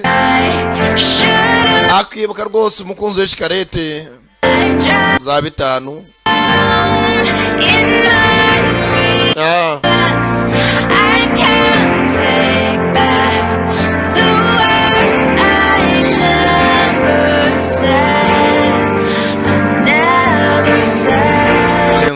Nuko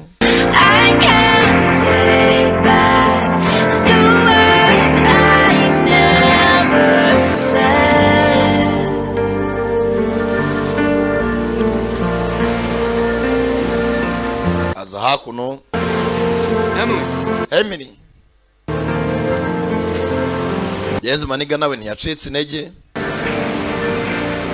What are you doing? Nakora iki hano?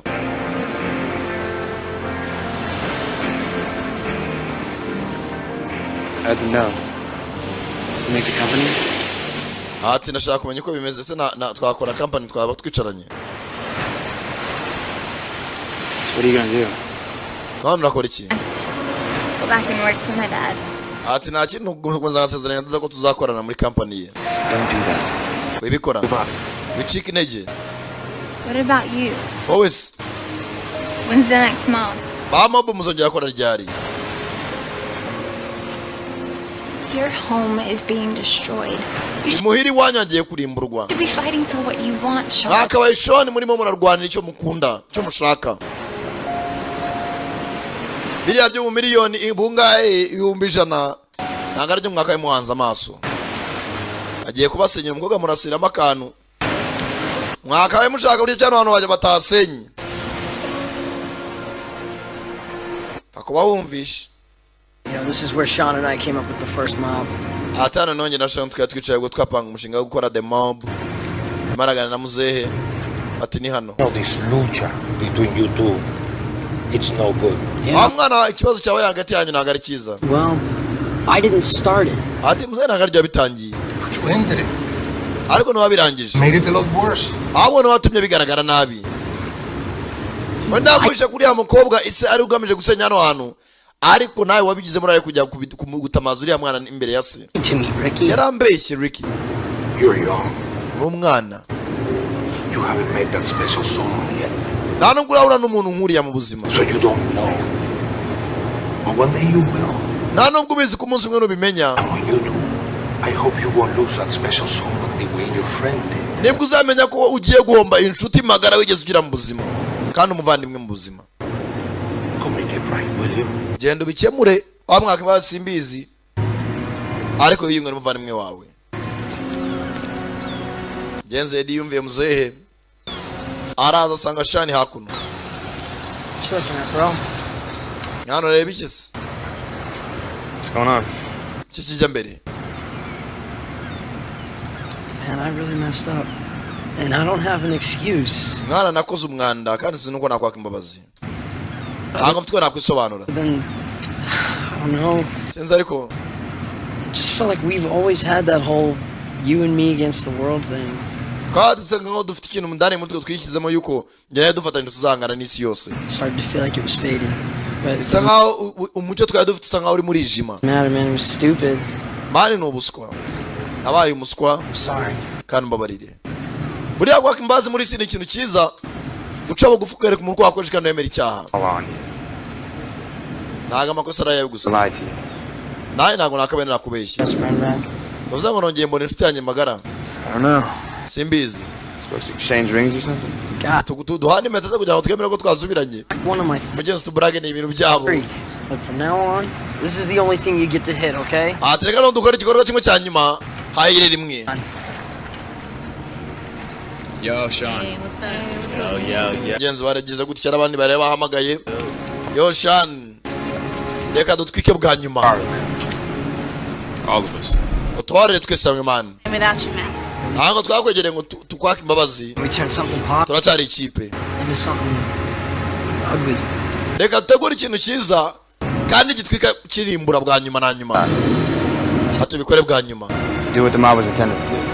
Kadukora cyo mob yari gamije. Kumvikana. Not about a contest anymore. Ntabwo tukiri muri arushanwa ry'icyo gutsinda ibihumbi 100. About giving the people that can't speak a voice. Reka duhe abantu badashaka kuba bakwivugira ijwi. Baba cyane batafushoboye badafite imbaraga zo kuba bavuga ngo bumvikane. No, a lot more. Kato bavugire. Babere ijwi.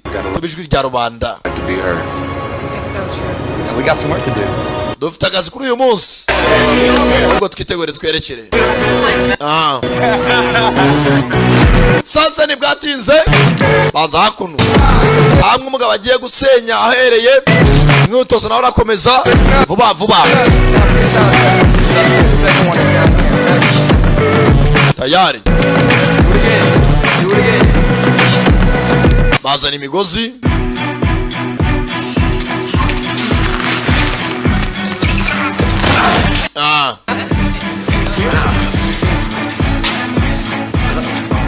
Tayari. If this works, it'll be a damn miracle. Tinibica mubira bari gitangaza kataraboneka. We need all the help we can get.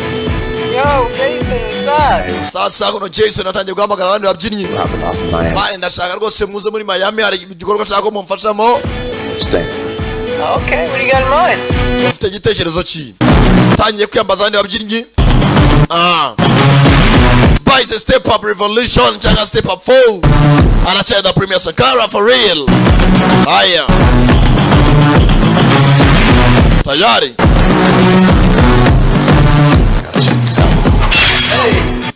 That's right. Now imagine a bunch of people doing that, coming down the way you want to. So what are we gonna do now? Sasa umuntu afite igitekerezo cye. So he has costumes. He just talks. Musaza aravuze nyuma na nyuma wana.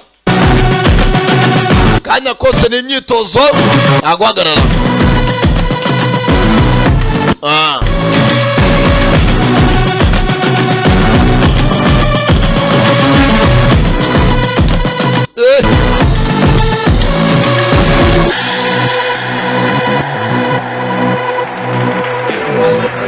Sasa hakuno. It's our day. Uyu ni wa munsi bashiti bacu. Day for this neighborhood. Gose nicyo gihe iyi neighborhood wamugabo nyine. Which is about to enter a new era. Cyaje twinjira mu gihe gishya. Of prosperity. Gose cy'iterambere kobwa nayicaye impande ya se. It's been a difficult journey to get to this moment. Rwose rwari urugendo rutoroshye kwa twashika ahantu nka. Lots of discussions. I'm glad you're here.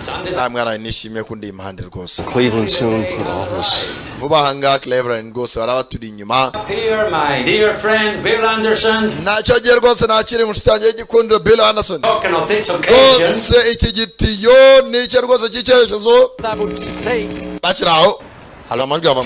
Hello. Hello. Hang on. Hello Brett. Son of a bitch. Senzira. Kumba DJ. Ladies and gentlemen. Bagore nangaga, ladies and gentlemen. For weeks you've been asking, who is the mob? Mumbaza ibyumweru bitari bice mbaza ngo ninde the mob. Bakira abamaniga. Baturuka mu kontineri. Is all of us. The mob ni twe, the mob is all of us. The mob ni Miami. Culture. If you take down the culture. The mob ni akomeje kuyobora umuco muri Miami. Miami is its culture. Miami and its culture. If you take down the culture, iyo utaza gushyira umuco hasi, you take down Miami. ubushize Miami hasi. We have something important to say. Aragira ikintu cyashaka kuvuga. So now, let's say it in the best way we know how. Demureka tuvuge mu buryo bumwe tuzi kurusha ubundi. Uburyo bwabo nta bundi ni ukubyina. Tayari. Babise the mob.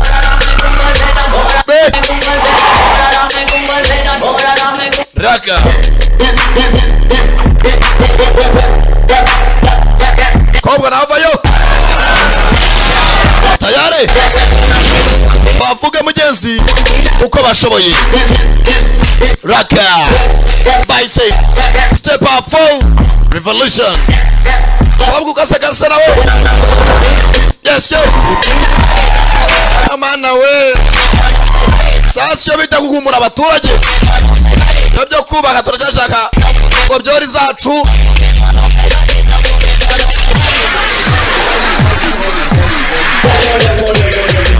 Hindura njana. Right.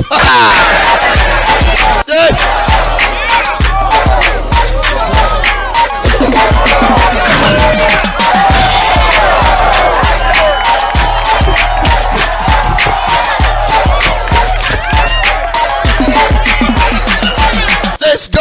Run it up like a crazy brand. Bending over, touch your toes. Shut it first. Hey, I said on the floor, bring it back up on curl. In the split, I'm the shot it at back.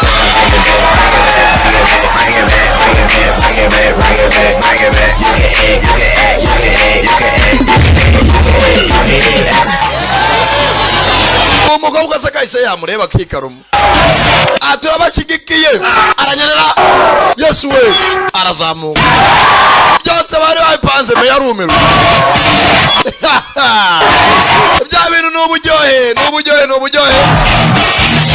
Dore bakananga. Bo bakeneye abafollower n'aba influence bwabo. The mob. Mana we. Oya nibazahasenye. Sasa umuntu nk'uyu yavuze ngo abaturage mu ngi nyuma niba dusenyere cyaha imyigaragambyo ihera. Yewe. Why aren't you doing anything? Kuki ntakiri umukora fande? Kumbe byagiye mu gice cya gatatu byagarutse muri iyi. Bamwe bibyinira nk'amarobo. Genda uburyo turaje. Birimira. Tayari.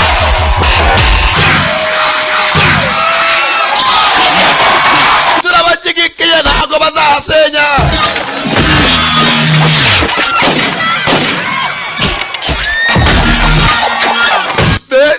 dore meya wakacuka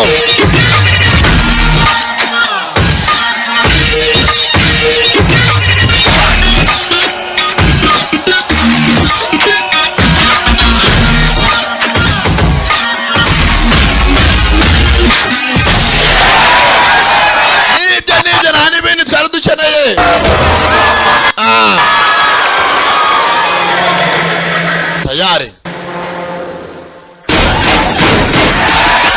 dore ndiganga naivayo amabandikazi yose yoboye na Shakira K bose hakuno sasa tayari ntago garitse bayisenya tu dore meya wokacuka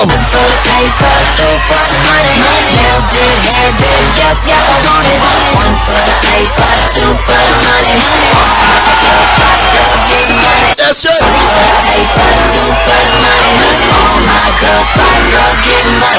Get your own, get money, get your own, get money, get your own, get your own, get your own, get your own, get your own, get your own, get your own, get your own, get your own, get your own, get your own, get your own, get your own. Let's go. Kavuyo.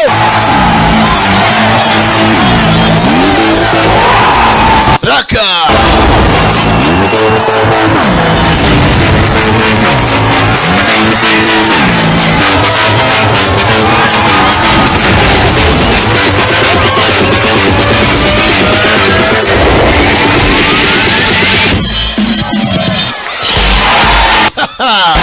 Dabino no buryohe we sasa abasore bimwavuga ati ntumara kuba abastari zatubaza kwegurira abaturage ntacyo twavuga ngo kibure kumvikana biyemeje kuvugira rubanda rudashoboye kuba bakwivugira babakene bo hasi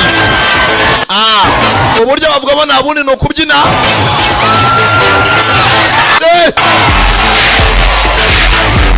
turabakigikiye bakiraho kumbe ya migozi bitozaga tayare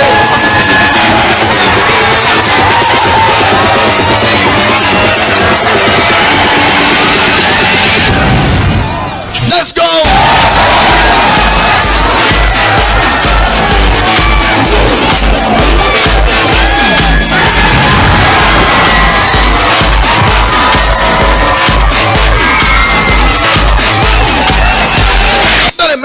we nibazabasanyira mwabana mubyine pe mubyine amasura kave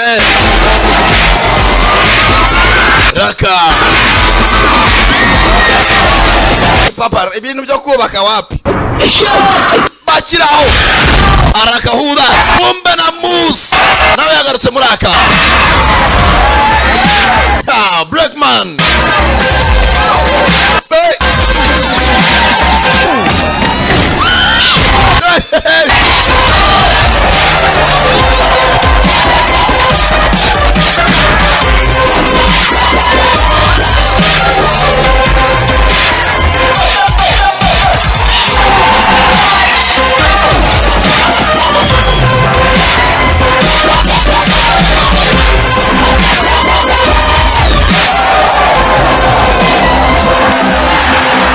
sasa genge yose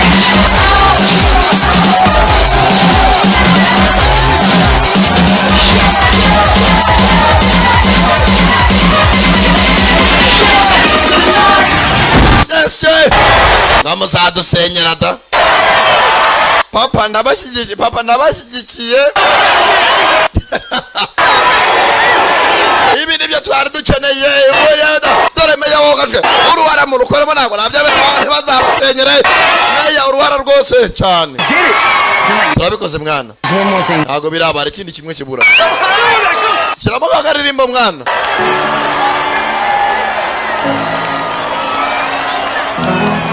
cyane bikore mwana umwana nawe umucyure yajya kuvuga ngo se sinzi ibyari byo se kuba ari umukire ntabwo bitureba jojo umwana ugomba umucyure mu biryogo aka muri Dubai so hamwe ngo nzarwana nicyo nshaka muri iyi si Emily mwana ba Jojo Orbit za bitanu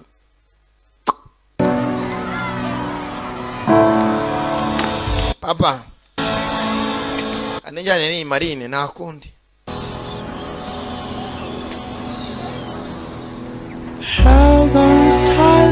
Zena warareba na held on as tightly as you held on me. Umukobwa w'umukire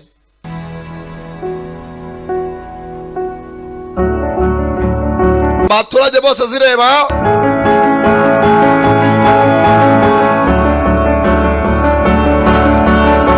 baniga we ntanjyana nimwe atazi kubyina apfa kuba ari ukubyina gusa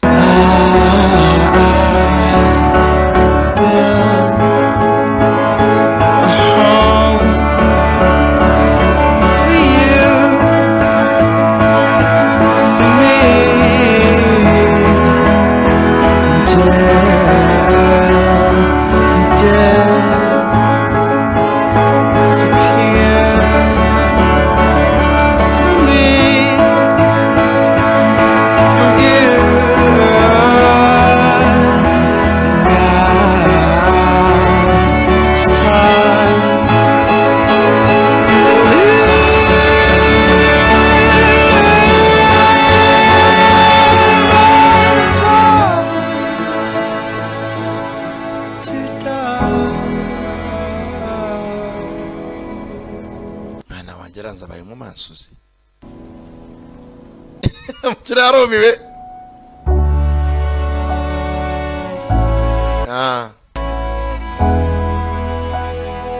yikundiye umwana w'imihanda Jojo ntumugore uri rukundo nta mipaka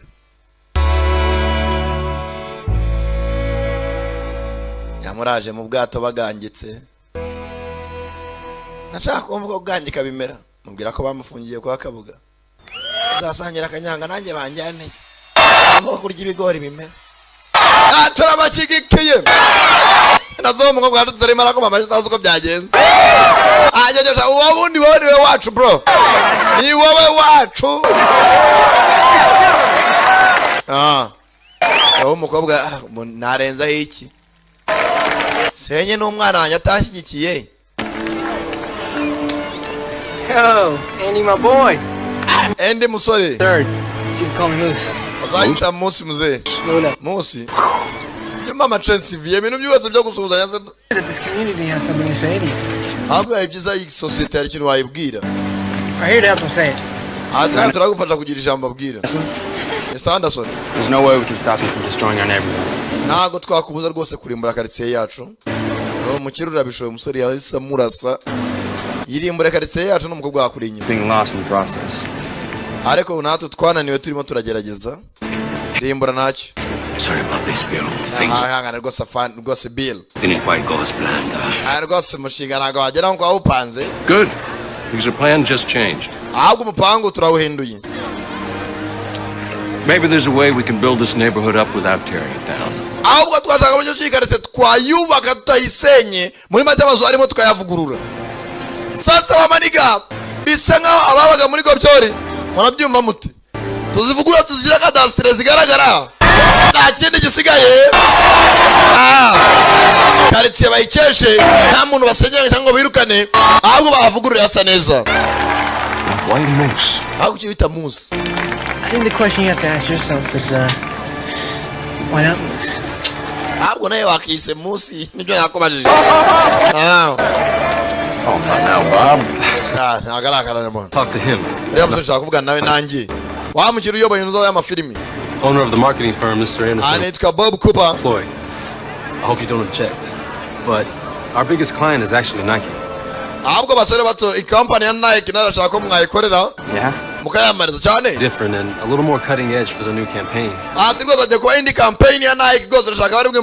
introduce the Where do I sign? aho twereka aho dusinya bamani gatinze kuzana urupapuro bamushyira agasinyatire rangije abayaka nimero bro ubwabo miliyoni ntabwo tukibukeneye by'ibihumbi 100 bajya bagiye gukora Nike cyane ko amazu yabo batakiyasenya bagiye kuyavugurura Shani You did. none si byo dukoze ateresaba batumye abantu bose basubirana ari papa wongeye kumukunda No. We can still use somebody who knows how to break the rules. rimwe na rimwe hari igihe ukoresha umuntu kugira ngo areke kumabwiriza nanjye ndimo kuba yarenzeho tayari viye nawe ndaceka urumva Jojo aheze bro turakwemera ubundi niwe wacu do impanga no tukutumye Jojo mugira ngo ayanyu nashizemo yari Sankara the Premier mwumvaga abaje mwakoze kuza murabeho nimucikwe na step up gatanu mukanya cyangwa se all in ndabakunda cyane the Premier for real the Premier Sankara the one and only hasta la vista mwita sanga theory samana ndabakunda cyane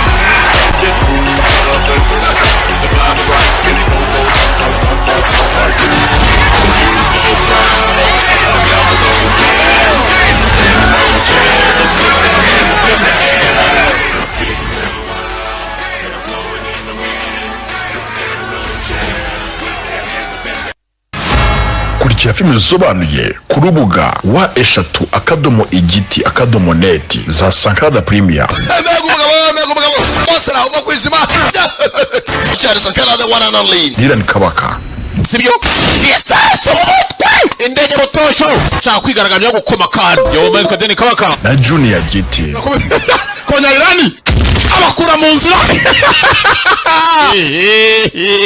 nitwa Juju giti w'igipetiji filime zose wifuza ku buntu igiti.net the free movie tree.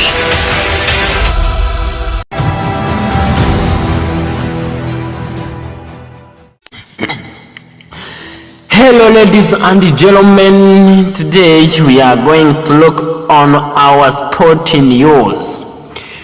Today let's jump on what is talked in world football news. The female players superstar Jamie Hamoso reacted to being kissed by FA president during a World Cup win celebration. Spain may have just won the Women's World Cup, but the relationship between the teams, the head coach and the Spanish FA seems to be beyond repair. To take it a further down, FA President Luis Rubiales literally grabbed one of the team's Number 5 is Mohamed and kissed her during the celebration prayers. Going live on her social media from the dressing room, Hamoso talked about Mohamed Salah is one of the greatest attacker Africa has ever produced. The Egyptian international has been phenomenal for Liverpool since joining the club in the summer of I can't do anything. Many football reporters been their best fans bringing in didn't like what they saw. Rarely seen. A Spanish football chief make joke about kissing Jennifer Hermoso after the World Cup final. One A FA Spanish Football Federation President Luis Rubiales has made light of the controversy that has overshadowed the Women's World Cup ceremony after he was seen kissing has handed him a lucrative La Roja dominated the Sunday final against England with Olga Saramona excellent first half streak, securing 1-2-0 victory. In Wales.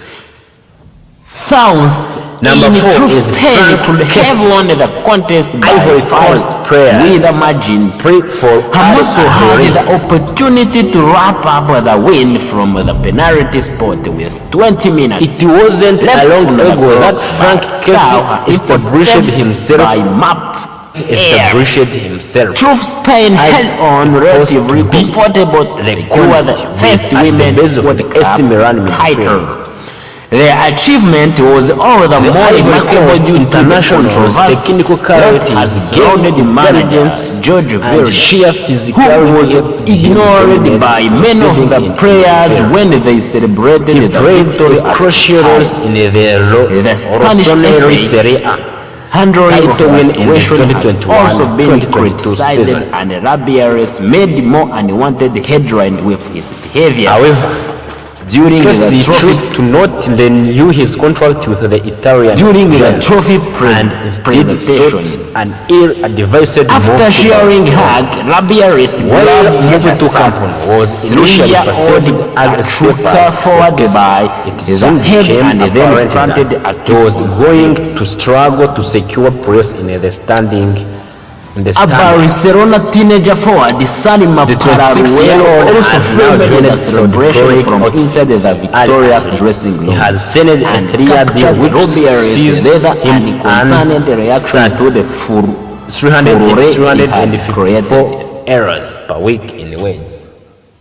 As the players started chanting Ibiza, Rubiales then made a reference from Senegal, saying to the squad, "Pray for Al Hilal. We will celebrate the wedding of Jenny." As the players started chanting Ibiza,